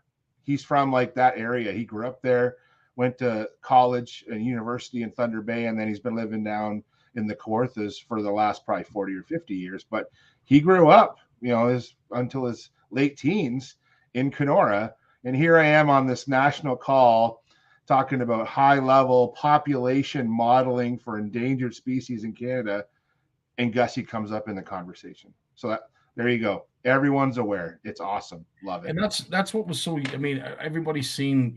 Dave Mercer announced that he was the winner. When the weight came in, the confetti fell. It was interesting to see some of the other videos that started to appear, like the House of Commons. Like, who would have thought they would have taken a moment to acknowledge this incredible win at the House of Commons? As I said, it was the first time they spoke nicely to one another, I bet, in months. And it's almost like, but even though that particular MP from Alberta may not know who Gussie is, it's like we all know him. And and some of the comments coming up tonight in the chat are all about, Like, it's just a good time to be a Canadian angler. Everywhere I've been in the past week, whether it's been, dude, I was down helping lifting rainbow trout in the dam here in town with the run going on. And I'm with a bunch of die-hard trout anglers that don't even bass fish. They just fish for steelhead, like, 10 months of the year. Where did we start talking about bass fishing? Why? Because Gussie won the Classic. Like, yep. I'm standing in my waders lifting steelhead, and we're talking about Jeff Gustafson winning the Bassmaster Classic. And I have stories, and that's just me. There's stories like that from everyone that I know over the past week. And the one thing that I don't want to ever take away from any of this, I mean, the accomplishment, the work, the effort, the sacrifices with the family, and so on and so on. The acceptance that we have at Bassmaster, the folks that run Bassmaster, I can't tip my hat enough to those folks for being so welcoming. At the end of the day, it's their stage. They have, whether we've earned it or they've invited us, regardless, we are just as much a part of the Bassmaster family as any of the Americans. And they welcomed us, as I said, the minute we got down there, the red carpet was thrown out. But not enough can be said about those who run Bassmaster and their acceptance of the Canadians and their sheer pleasure of having us a part of their tournament trail. It goes hand in hand, and without it, we wouldn't be sitting here talking about it. And Gussie hit it on the head where he says, like, Bass just puts on the best show, and we can talk about, all the other industry folks out there who run great tournament circuits and even at the professional level in the US, but Bass has set the gold standard that everyone strives to emulate. Everybody. Yep. They treat everyone like family. Like, I can't say enough about, I've been down to many classics. I've been lucky enough to be backstage helping, transfer the fish and take care of the fish with the local DNR folks. I've been to classics in Oklahoma. I've been in Louisiana. I've been in Alabama, Tennessee, South Carolina. I'd have to go down my list, but I've been close to a dozen classics, and every one, they treat us like family. And I've taken Heather and the kids, and they've always treat my kids like they would treat their own kids. Like, it's just amazing.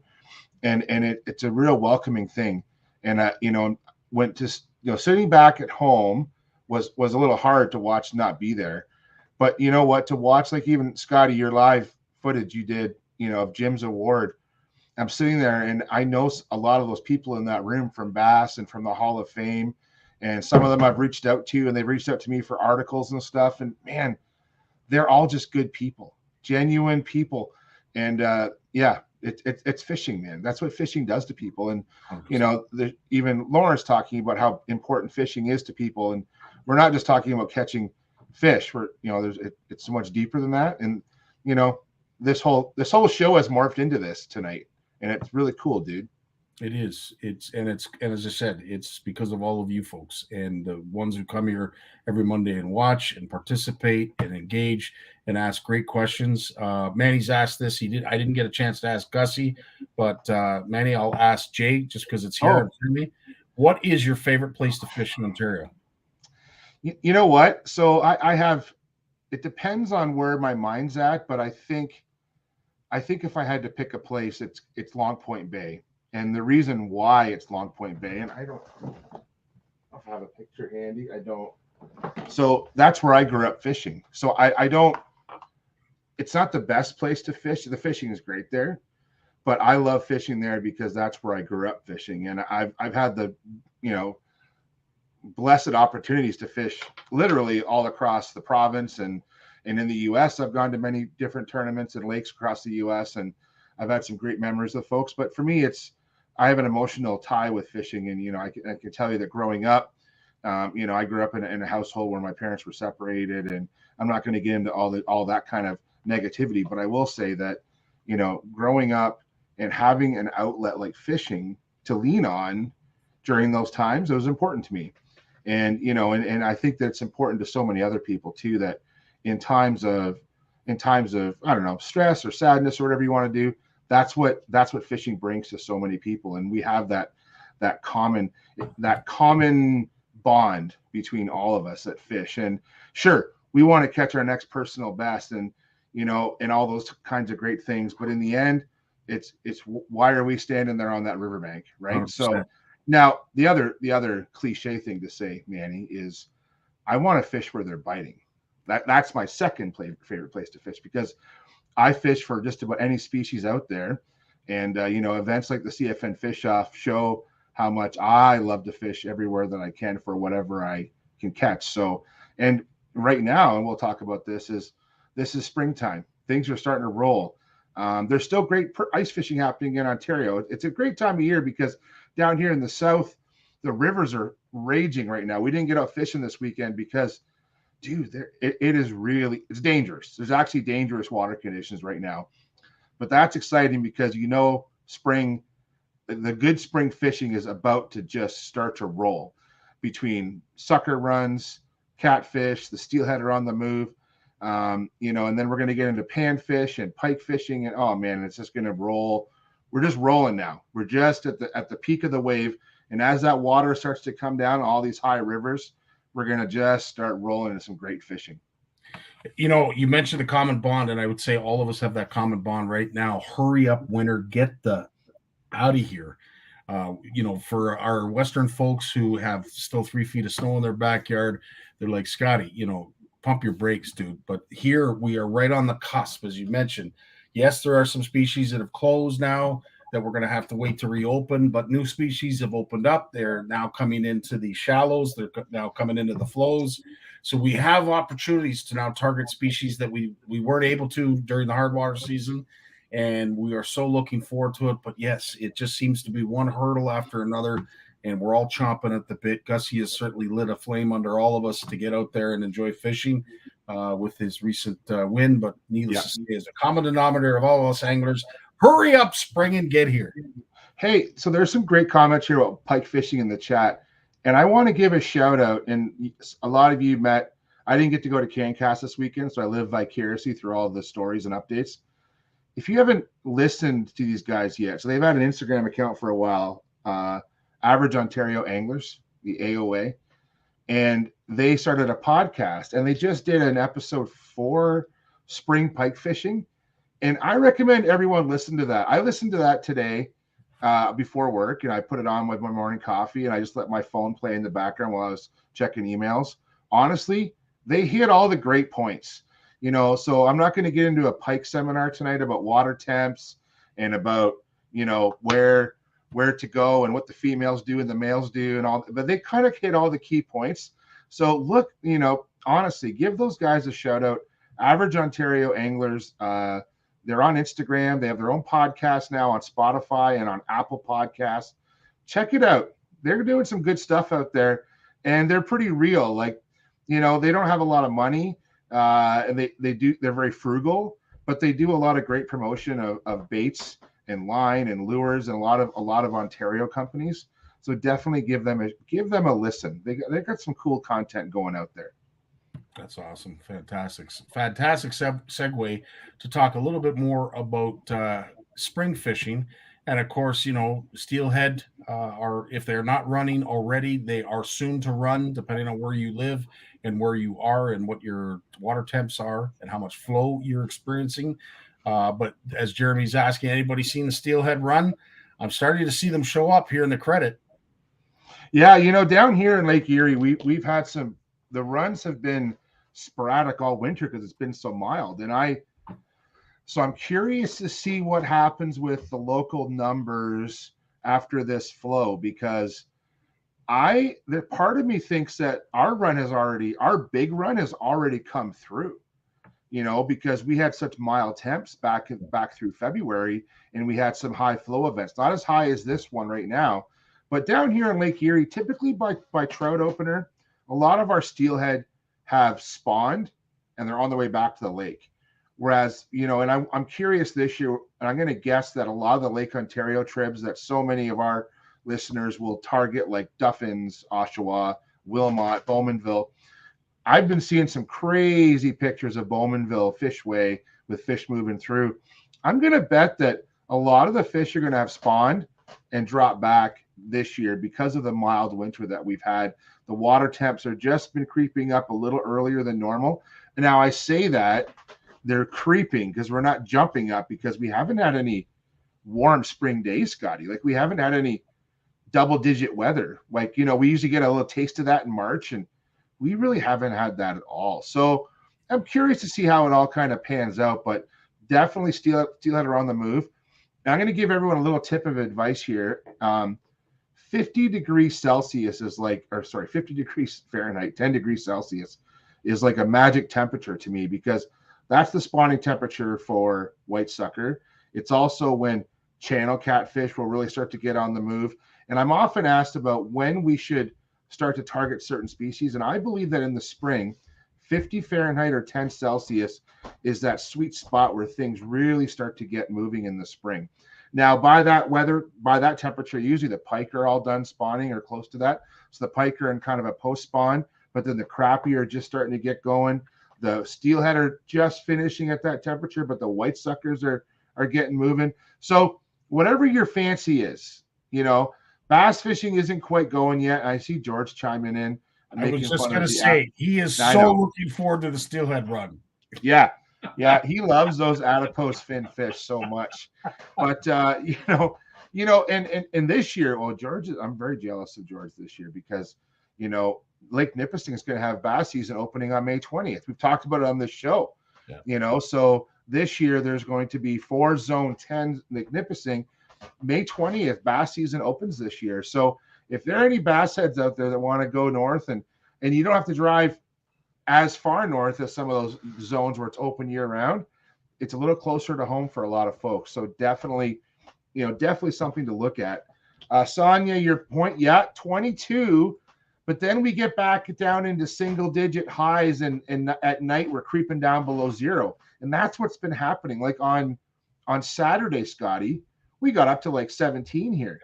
Yep. And then it went down to -6 overnight, you know, and it got up to like 3 on Sunday. Like these temperature swings, once we start getting temps above zero at night, that's going to really get things moving. And so I keep staring at the long range forecast, and it's not going to happen yet, but soon. It is definitely going to be soon. And yes, saying sustained at 50 degrees for a few days, you definitely would want it for more than, I would say, 3 myself. Would you agree? Yeah. And some fish too, like black crappie is a good one where they're so sensitive to cold fronts. Like if you get 4 or 5 days of sustained 50-degree water temps, and the fishing could be great, or you've heard the fishing is great. This is usually what happens to me. And then Friday, Saturday hit, I'm going, cold front. When a cold front hits, the crappie bite can just shut down, even though it was really good for a few days. They're very sensitive to those temperature swings. But for a lot of us who are shorebound, you know, a good stream thermometer, heck, a pool thermometer from Crappie Tire, like just something in your pocket for water temperature. Water temperature in the spring and fall during these sort of marginal seasons, man, that is key. That is clutch. In the spring, to find some of the warmest water can really put things in your favor. And then the same thing in the fall. In the fall, there's a reason why all the muskie anglers target the mouth of the Thames, because it's a little bit warmer than Lake St. Clair. All those shad come into the mouth and all the muskies follow, right? So once the lake drops cold enough, that warm river water, and we're not talking warm like 10 or 20 degrees difference. We're talking Fahrenheit, even 10 degrees difference, maybe 5 degrees difference. Yeah. And that's all it takes. So I've tried to educate a lot of my fellow anglers about, make sure you have a temperature probe on your fish finder, and most electronics have it now, but learn to use it. Learn to note what the water temperatures are. You could go into one boat canal, for example, or one creek, like the back, one bay. This is a good example. So on Kawartha Lake, Scotty, you could go into like Pigeon Lake. There could be 2 bays. One bay could have a sand bottom and pretty clear water, but the temperature could be 48. The next bay over could have a mud bottom, kind of stained or tannic water, and it could be 55. Where am I going to fish? I'm going 55. Absolutely. Right. So it's so important to know that water temperature. Something you brought up too that concerns me, especially for our adipose lovers and our adipose anglers. But Sonia is asking where in the credit when I mentioned about the steelhead. Well, the concern I have, and some anglers that have reached out to me, is you can't see them. Yeah. What are we going to do about the mud? One thing I have said, I have seen this spring that I haven't really noticed in other springs, and I think it's only going to get worse with the amount of rain that's forecasted. Mm-hmm. When is the mud going to disappear, and how is that going to alter our fishing? So here's, you know what? So this has actually been studied a little bit, and I'm gonna flip this on you, Scotty. So last year, starting in around June last year, we hit summer lows. So, for example, on the Grand River at Brantford, I spent a ton of time last year working on the Grand. It was at and around 20 cubic meters per second, which is summer base flow. And it was at that water level from probably June until well into the late fall last year. I was out on the river in October, and it was still at base flow conditions. Super clear. The fish were spooky.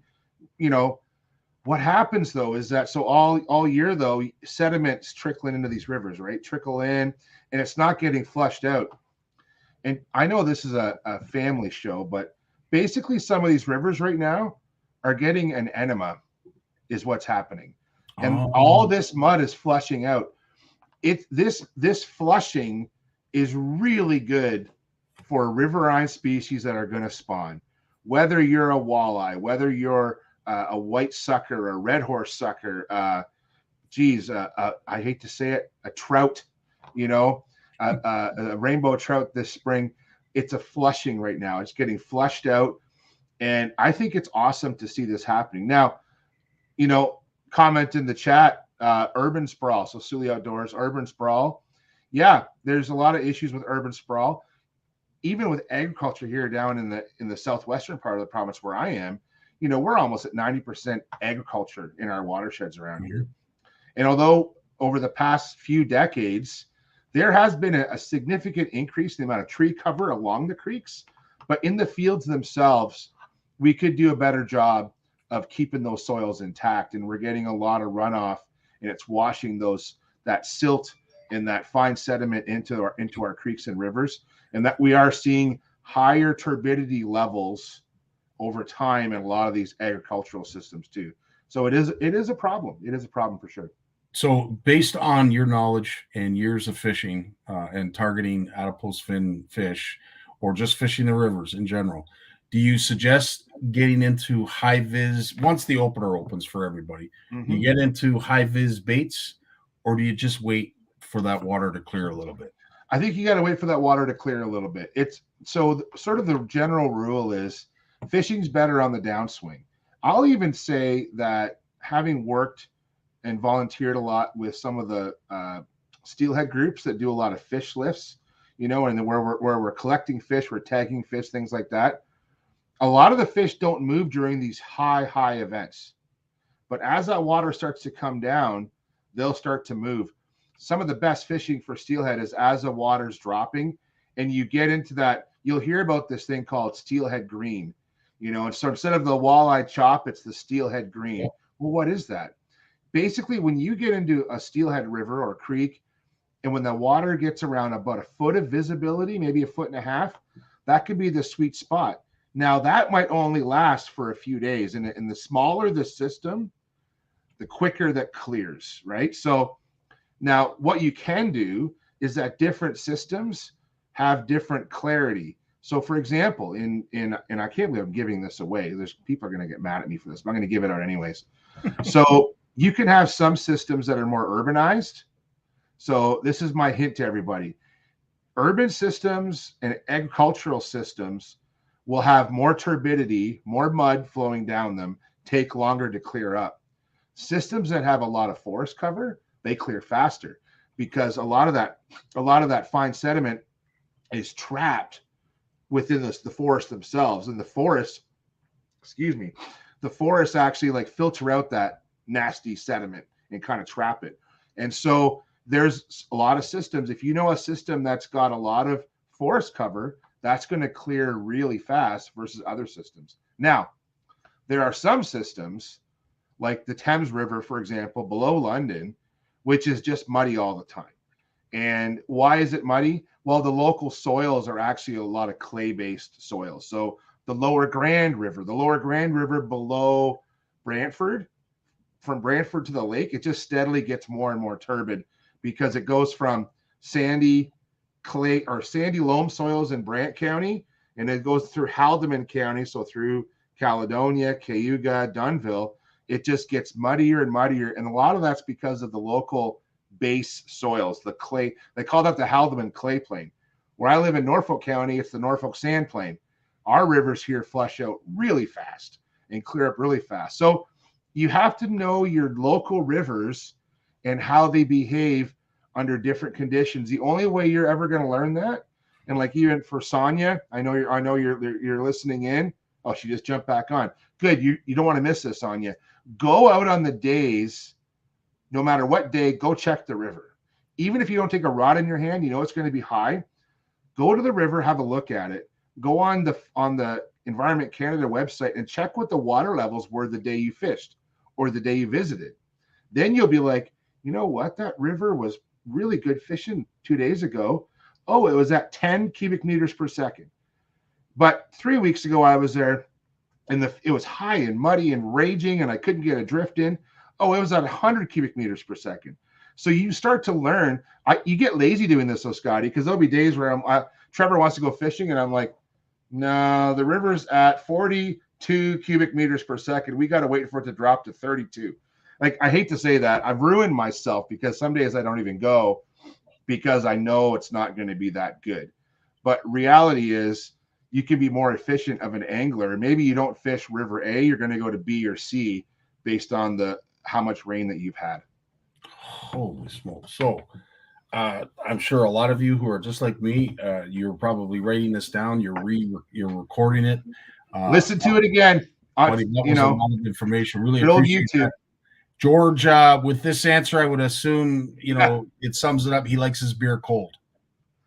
Yeah. That's basically what that says. I saw his other comment about until they change it to Trout Pro, we're just going to call it Bass Pro or something along those lines. Yeah, exactly. Yeah, I know. George is kind of, the old guys in the Muppets. Remember the old guys in the Muppets? Yeah, I forget their names. That's George. We wave at George on the balcony.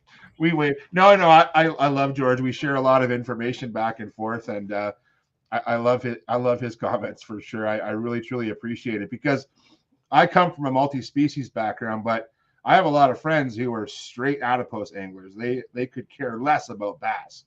But really, I've said this on the show before, really, if I had to pick, bass is probably number one with ice fishing close number two, and everything else kind of fills the void. So 100%. Jay, as always, my friend, can't thank you enough and for sticking around as long as you did. I know it was just a treat for all of us to have Gussie, but bringing it back to how your family reacted, I think a lot of families reacted that way, and I on behalf of everybody, thank you for sharing that because it's a sense of being genuine and that raw emotion that I think we all had given the situation. Well, you know what, man, so I had a feeling.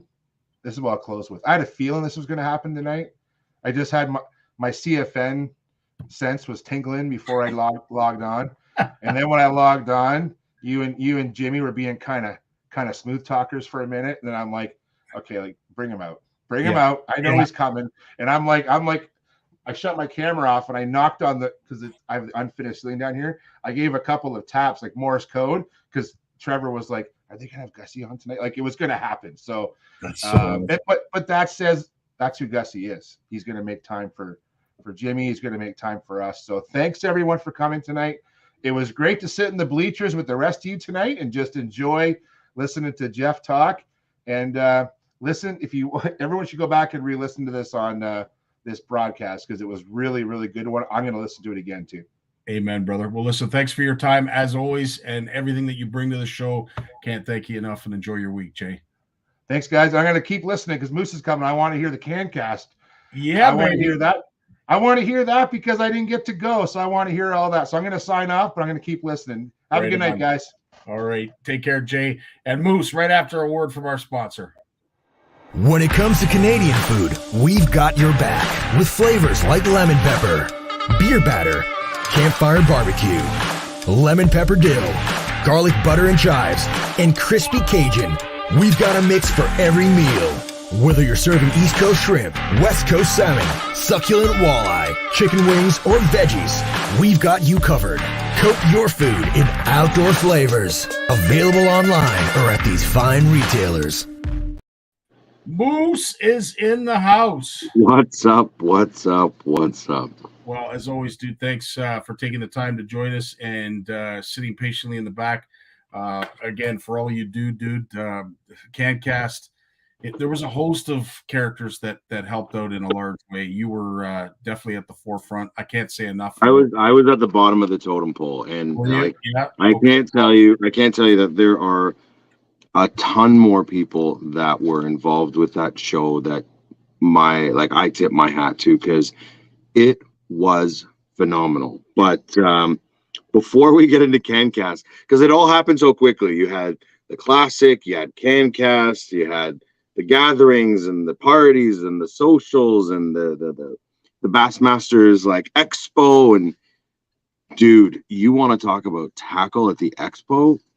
Our pike tournament is just around the corner, so I picked up some goodies just so I can show the fine folks out in OFC Nation land and CFN land. There's a lot to go over. So first off, I'm sure you guys have heard, I'm sure everybody's heard, and if you haven't heard, you're living under a rock. Gussie won the classic. It was absolutely epic. Way. Right? It was absolutely epic. We had a great time. Without Sean McCall and Mark Hunter, the Friedman Loft couldn't have happened, and it was fun. It was a lot of fun. For those of you who followed along, the journey to the Friedman Loft was unbelievable, and what made it even more unbelievable was the fact that Cooper had made the Bassmasters Classic. And so a lot of us, Corey, Chris, Gussie, they'd been there before, and we were super pumped to go and see them, but we were super pumped because it was Cooper's first time down there.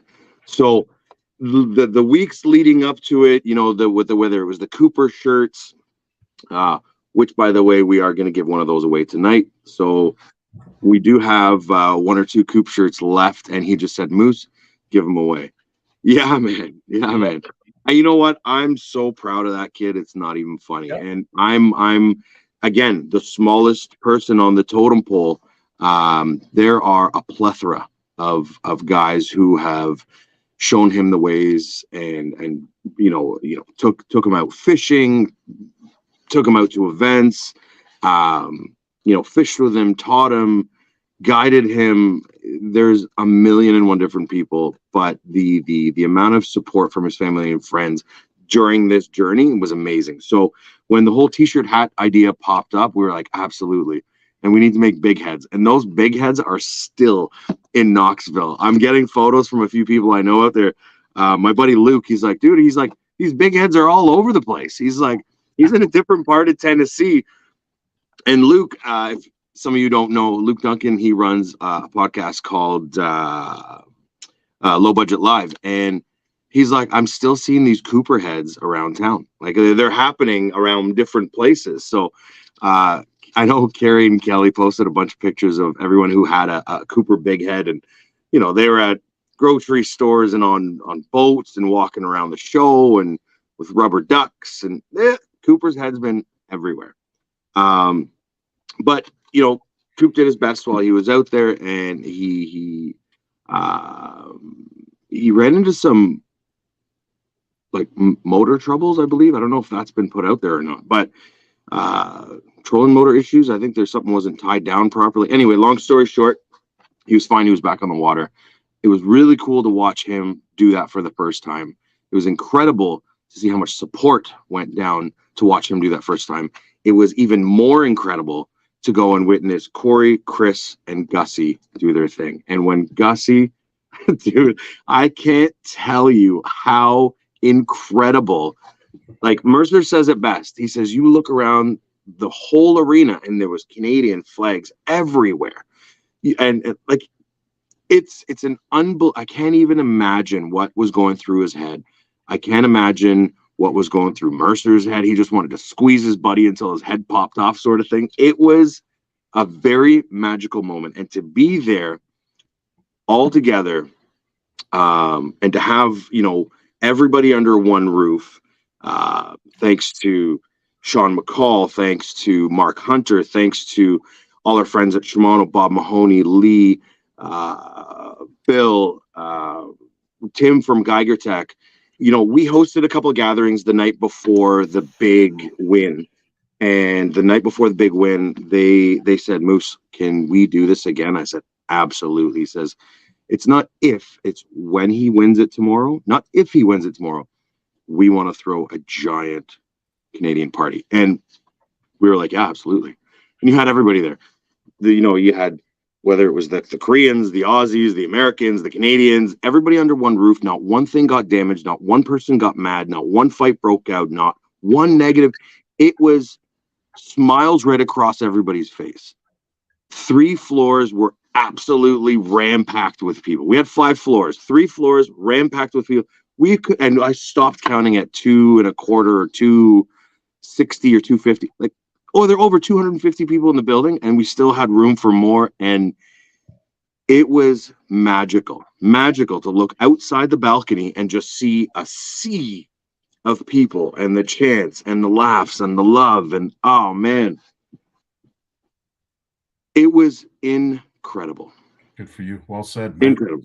And you did a fantastic. Listen, for all of us who, in a lot of cases, live vicariously through our community and our members who have the ability to go down to events like this, we live through you, and you're posting, you're sharing, and for some of us, we felt like we were right there. I tried to show as much as I can.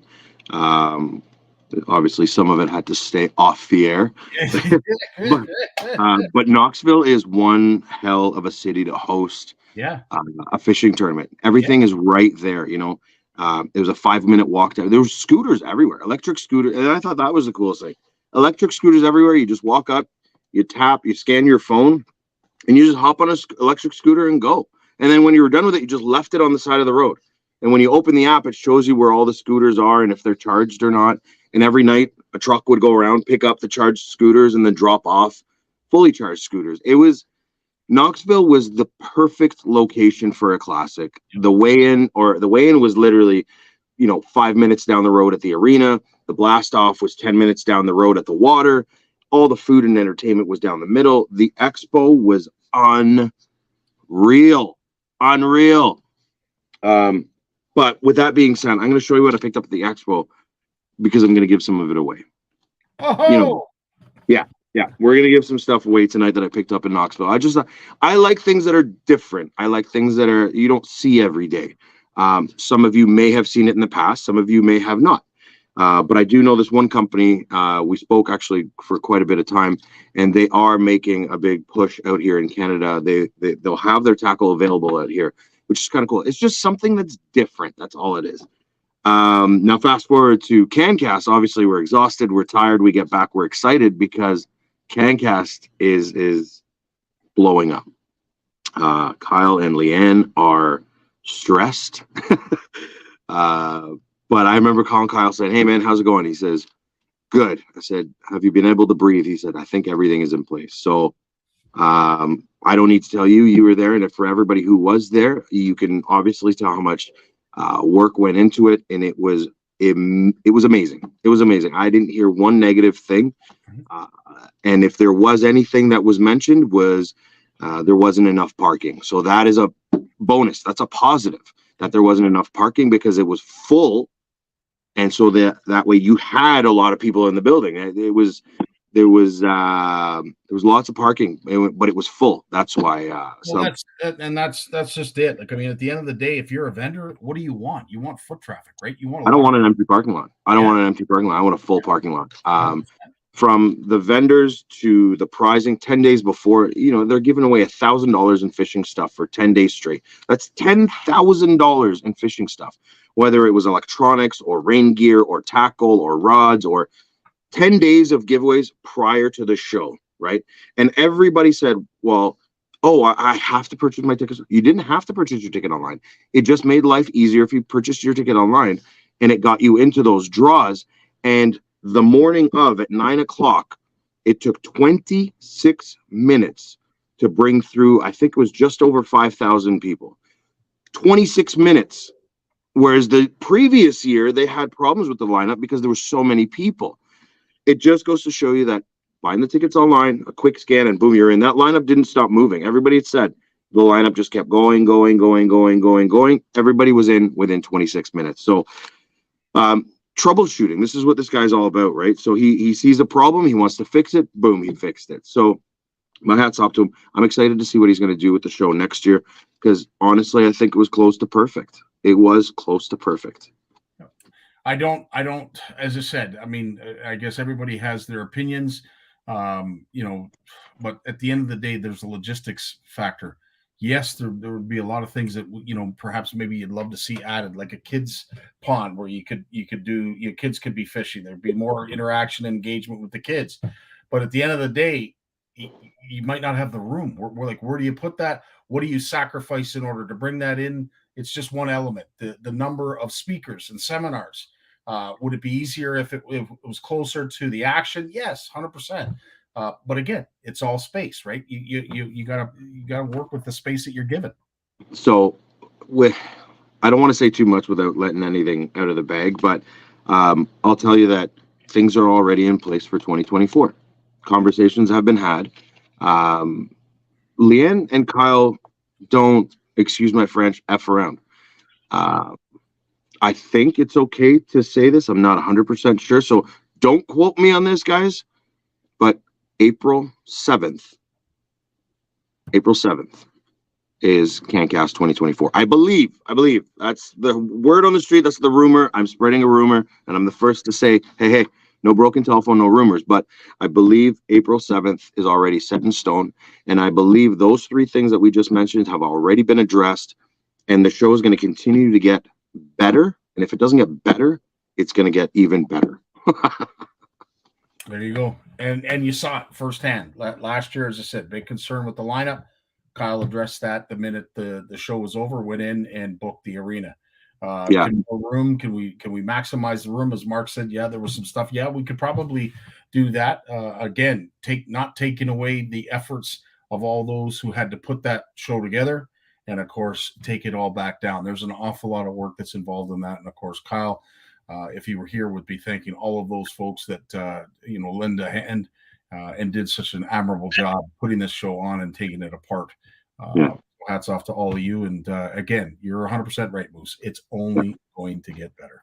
100%. I mean, everything was like to have a list of people that wanted to get into the show is pretty huge. So I know he feels bad that some people couldn't get into the show. I know that some of the small guys were blown away by the amount of money they made. Some of the big guys were blown away by the amount of money they made. Some people that may have had negative thoughts quickly changed their tune at the end of the day once they realized how much product they went through. It wasn't just about the sales. It was a lot more about the camaraderie. And one of the boys come up to me and said, you know what? You know why I enjoy this show so much? Because the trade show season is over. And this show is all about us getting together and having a good time and not stressing because we know it's going to be busy. Yep. So not to take it away from, the Sportsman show and the Queenie shows and the Toronto shows and the boat shows and the spring fishing and boat shows and, your backyard show and your mama papa show and your dad's underwear show. Not to take it away from anybody.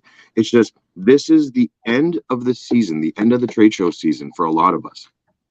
And it's really cool to see how far people come from. Kitchener, it's insane. People came from Kitchener. People came from Kingston.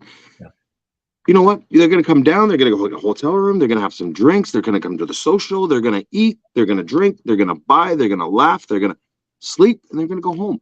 It's a really cool show. Perfect time of year, in my opinion. And I can't even express how grateful I am for Kyle and Leanne to give us the space that we had. We've done a lot for them, but not really. what he does for us and what he does for the community, not to mention, it's very greatly appreciated, and the cost of the booth is so minute, is so little, that I think a lot of people are taking or didn't think about that. The amount of space, the size of the building, the amount of advertising, the number of things that happen behind the scenes. And if you truly look at the cost of the booth, like a $300 booth, guys, is not that much. It really isn't. Even if it's a $400 booth, it's really not that much, considering the amount of things that were done in behind the scenes. Now, fast forward, there was also a lot of support from every single one of the vendors did their part. And I've said this from time and time again, if the vendors do their part as well, the show will be that much more successful. Not only does Kyle and Leanne need recognition, the vendors need recognition too, because they did step up to the plate when it came to advertising the fact that they were there and they had promotions. The worst thing is you walk into a room and you're like, where are the deals? You didn't have that. You walked in the room, you knew where the deals were, you knew where you were going, and along the way you found even more goodies. So that was cool to see. A lot of questions too. Is it going to become a 2-day show? No. Yeah. And I think that's part of its charm, is that it is a 1-day event. Sure. If I could give anybody any advice, get there early. It is a full day, but you can maximize everything you need to do in that 1 day if you start early. If you start at 11, 12 o'clock, yep, that show's going to be over in the blink of an eye. But if you come early and get there right as it opens, and as you said, you weren't waiting in the line, because I think maybe some folks were hesitant of getting there early because of the lineups from last year. But needless to say, don't do that next year.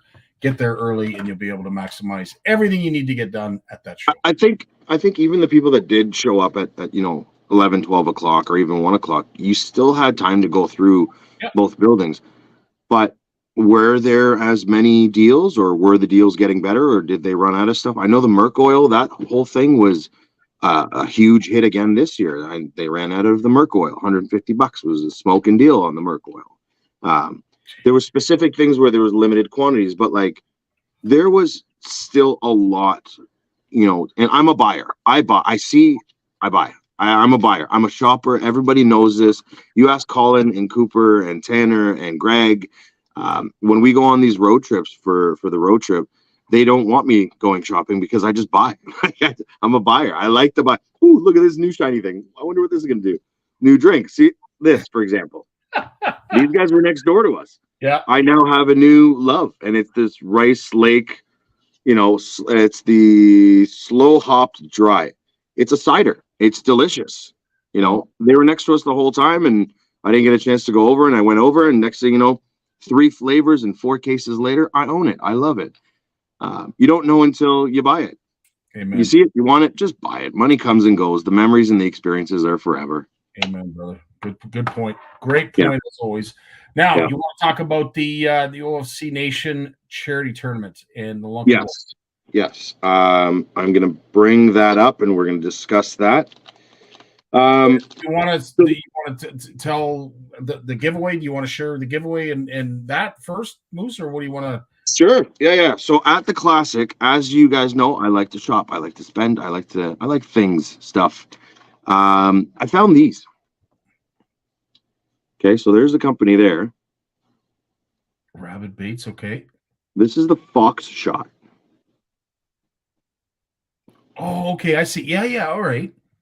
Okay, so it's got rabbit hair or some sort of hair. I'm not sure what type of hair. They might not like me for saying that, but it's got hair. And it looks super cool in the water. So it's a plastic for drop shot, but it's got some hair in there. Kind of neat. Different. I'm sure some people have seen stuff over the years. Here's their craw. I should probably not show this because I have a feeling this is going to be absolutely deadly for me. This is like the perfect little shot. You can drop shot it. You could Texas rig it. You can Ned rig it. So those claws are. Look at the claws. These are incredible. And to see these in the water, to walk by them, you're like, oh, cool, plastic with hair. See them in the water, you're like, ooh, gimme, I'll take 10. So those were two things that stuck out at the show. Those are just two simple little things that stuck out at the show. So I will give, one of these away, just one, because I need the other four. No, I'm kidding. So those are going to go in the package. The other thing that I thought was really cool was my good friend David Dudley come out with his own wacky worm. And it's different. It has these, let me show you the back here. So see how thick the ends are? Yeah. Right? So this is his version of the wacky worm. Dudley's wacky. A ton of action on its way down. A ton of it.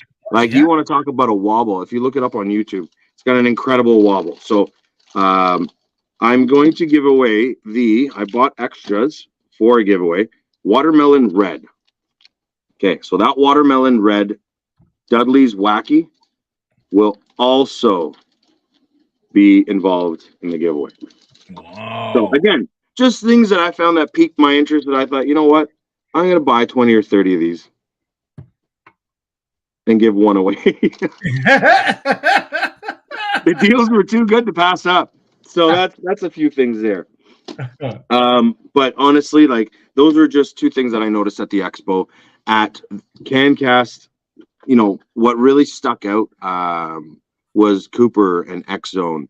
And we've done a lot of work over the years with X Zone, and obviously their swim baits are fantastic. So I picked up some of those, and because we're going to be talking about the charity tournament, I've got two of these rigged up. And if you notice one thing, what do y'all notice? One's longer than the other. No. Oh. They're rigged up. One is rigged up properly. One is rigged up upside down. Upside down. Yeah. Okay. One's up. One's properly. One's upside down. Yeah. Reason why I did that is because it works both ways. As much as somebody will say, that's wrong, you can't do it like that, that's wrong, it does work both ways.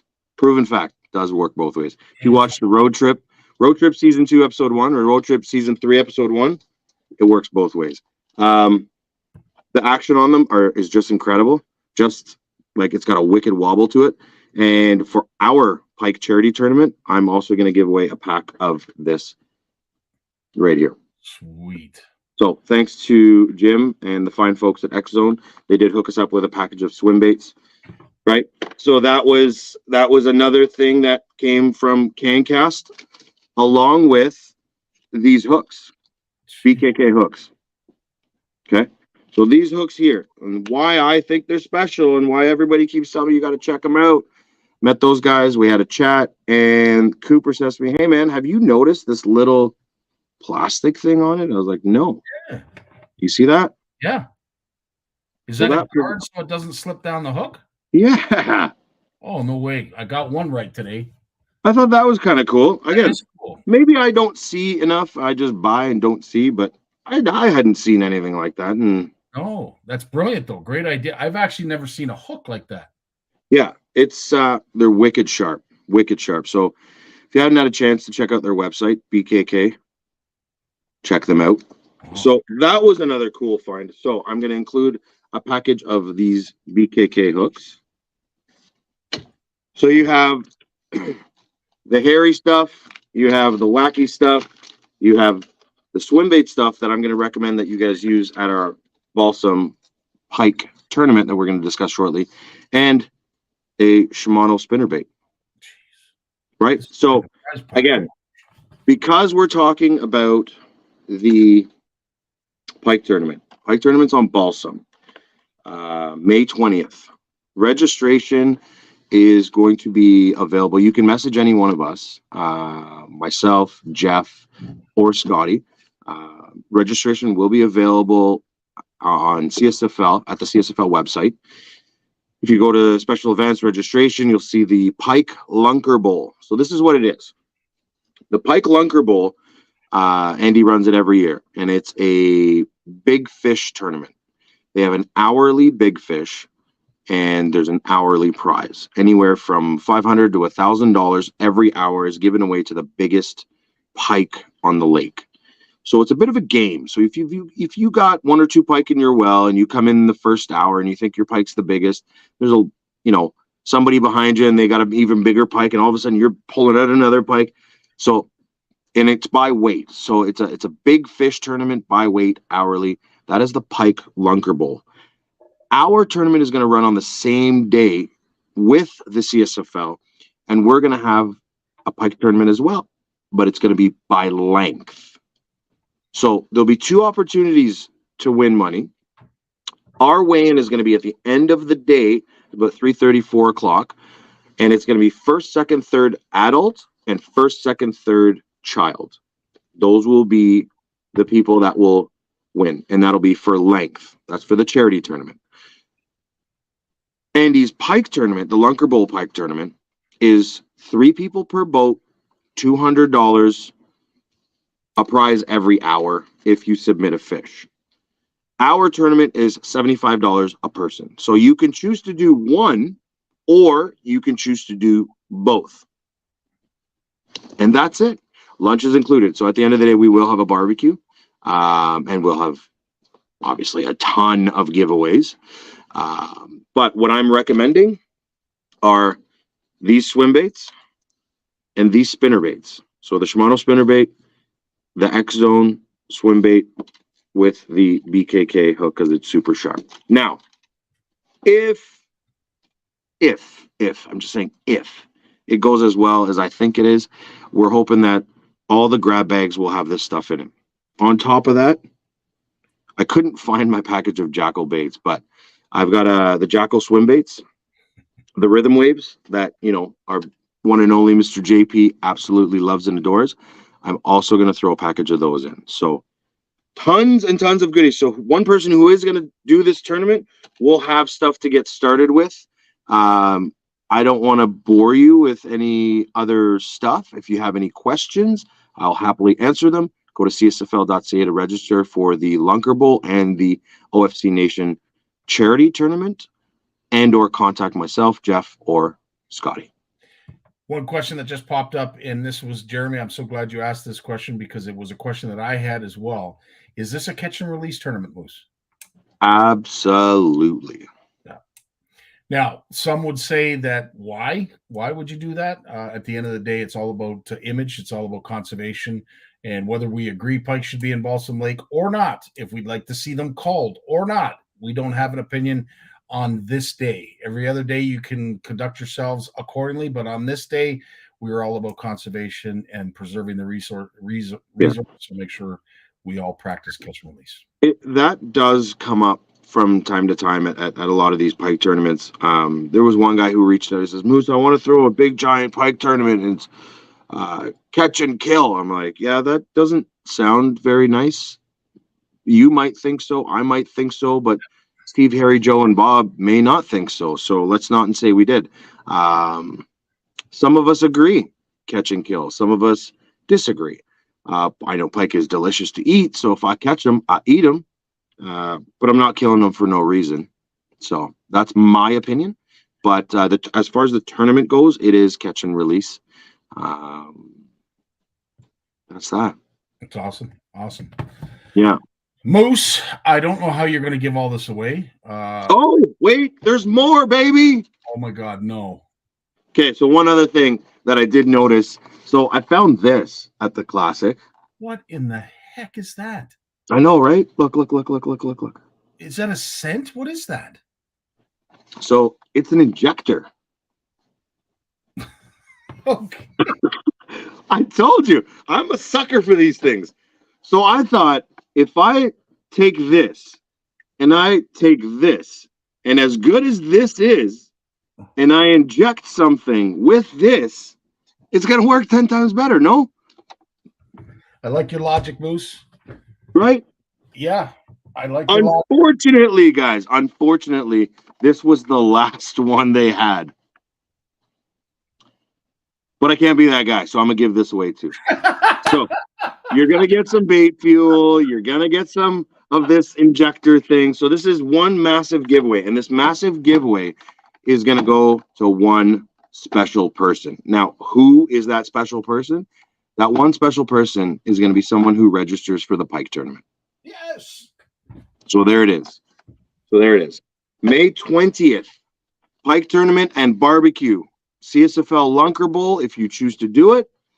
$75 a person for the charity tournament, for our charity tournament, and $200 for the CSFL Pike Lunker Bowl. You're allowed a maximum of 3 people per boat.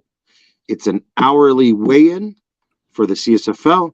At the end of the day, we take your length and we announce first, second, and third adult, first, second, and third under the age of 16. Boom. Mic drop. Done. Third. So yeah, that's it. Tons of stuff. Well, That was fun, wasn't it? Isn't it fun? And the Everybody should tune in till the end and see my mug. Well, this is the thing that, and who knows? It sounds like it might be a thing going forward that we have the moose effect at the very end. The moose effect. I love the moose. Guys, if you have any questions regarding the Lunker Bowl, please reach out. For May 20th is around the corner. It's not far. I want to be on the water tomorrow. But I ain't gonna lie to you. Pike fishing on Balsam is a load of fun. Shannon and Colby and I did it last year. And if it wasn't for Shannon, we wouldn't have cashed a check. So thank you to Shannon for the biggest fish in the second hour. That pretty much covered our costs. So that was fantastic. But tons of pike caught, but just not big enough to bring in. Really cool. They send out a message saying what the leading weight is, so you're aware of what's happening. We are going to do the same thing with the leading length. So again, 2 chances to win, 2 events, 1 tournament, 2 days. No, I'm kidding. 1 day, just 1 day, only 1 day. Right on, Moose. Well, thanks as always for joining us, dude, and giving us the information that we need and providing us the opportunities, because this is a great opportunity that CSFL has allowed us to run in tandem and parallel with the OFC Nation charity tournament. It's a great platform. It's going to be a great experience for those who not necessarily have the fortitude nor the money to venture into a bass tournament. Maybe it's something that you're a little apprehensive on doing. This will give you the feel. It will give you a little bit of a taste of what that's like. And can't thank the Pilata family and CSFL for allowing us to do this. Absolutely. I can't thank you enough for everything that you do, and thank you for all your help this weekend. Thanks for everyone who showed up and bought new apparel. And, thanks a lot, because now I have a lot of work to do to replenish everything for the charity tournament. But Scotty, from going down to big gyms, big event at the Classic, to spending time with you at the booth at CanCast, I don't think y'all really know. And if you do know, times it by 100. This man has a heart of gold, and everything that you do, brother, I'm telling you, does not go without notice, and it is greatly appreciated. I love you too, Moose. I love you too. That's the Moose effect right there. That's the Moose effect. And Jim, where's that damn Kleenex? Don't even listen. Jim had me. I can't even see Jim's face right now. He's an incredible man. That guy. Buddy, he really is. And we are just so blessed to have. I don't know, our core group of industry leaders and mentors. Can't say enough about them. And I tell you, that was how I wanted to end that segment with Gussie. Look what you did, Jim. This is all on you, buddy. You did this. So hats off to him, and of course Tammy and the entire McLaughlin family for their sacrifices for allowing Jim to be our mentor and Super cool. Like Cooper and Gussie to doing great things. Yeah. Don't forget, Jeff Richard and Steve Shaw couldn't have done it without you. Amen. Couldn't have done it without you. Amen. We are only We're a team. We're a team.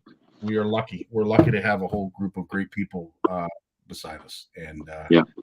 Moose, again, great way to end it, dude. Thank you so much for your time, as always. And we look forward to all of you next week. If you have a photo edit, and the photo team would love for me to remind you that you go to our CFN Facebook page, click the message, send a message. It can be a video. It can be a picture. We just need the details, because the more there is to the story, the more exciting it is. Scotty, Yes, sir. can you put us side by side? We can. Yeah. Okay, folks, on the count of 3, take a screenshot, edit it however which way you want to edit it, and send it to us. Ready? In 3, 2. Here we go. Right on. Hopefully you can capture that moment. That's awesome. Anyway, I'm done messing around with you. Thank you, buddy. Bud, as always, enjoy your week. Stay safe, and just keep on keeping on, dude. You're amazing. You got it. Cheers. Dave, take us away, buddy. This is the end of the show. Have yourselves a great week. Love you all. Thanks for showing. Thanks for spending so much time with us. And, of course, to all of our guests, featured panel, as always, Big Jim Lawrence and Jay, and our special guest, Moose, and the one and only Gussie. Can't thank you all enough for joining us. See you next week. All the best. Well, as much as I hate to admit it, I guess we've run out of time. So I've enjoyed it, but I'm going to do something I haven't done since season 1. Turn out the lights. The party's over. They say that all good things must end.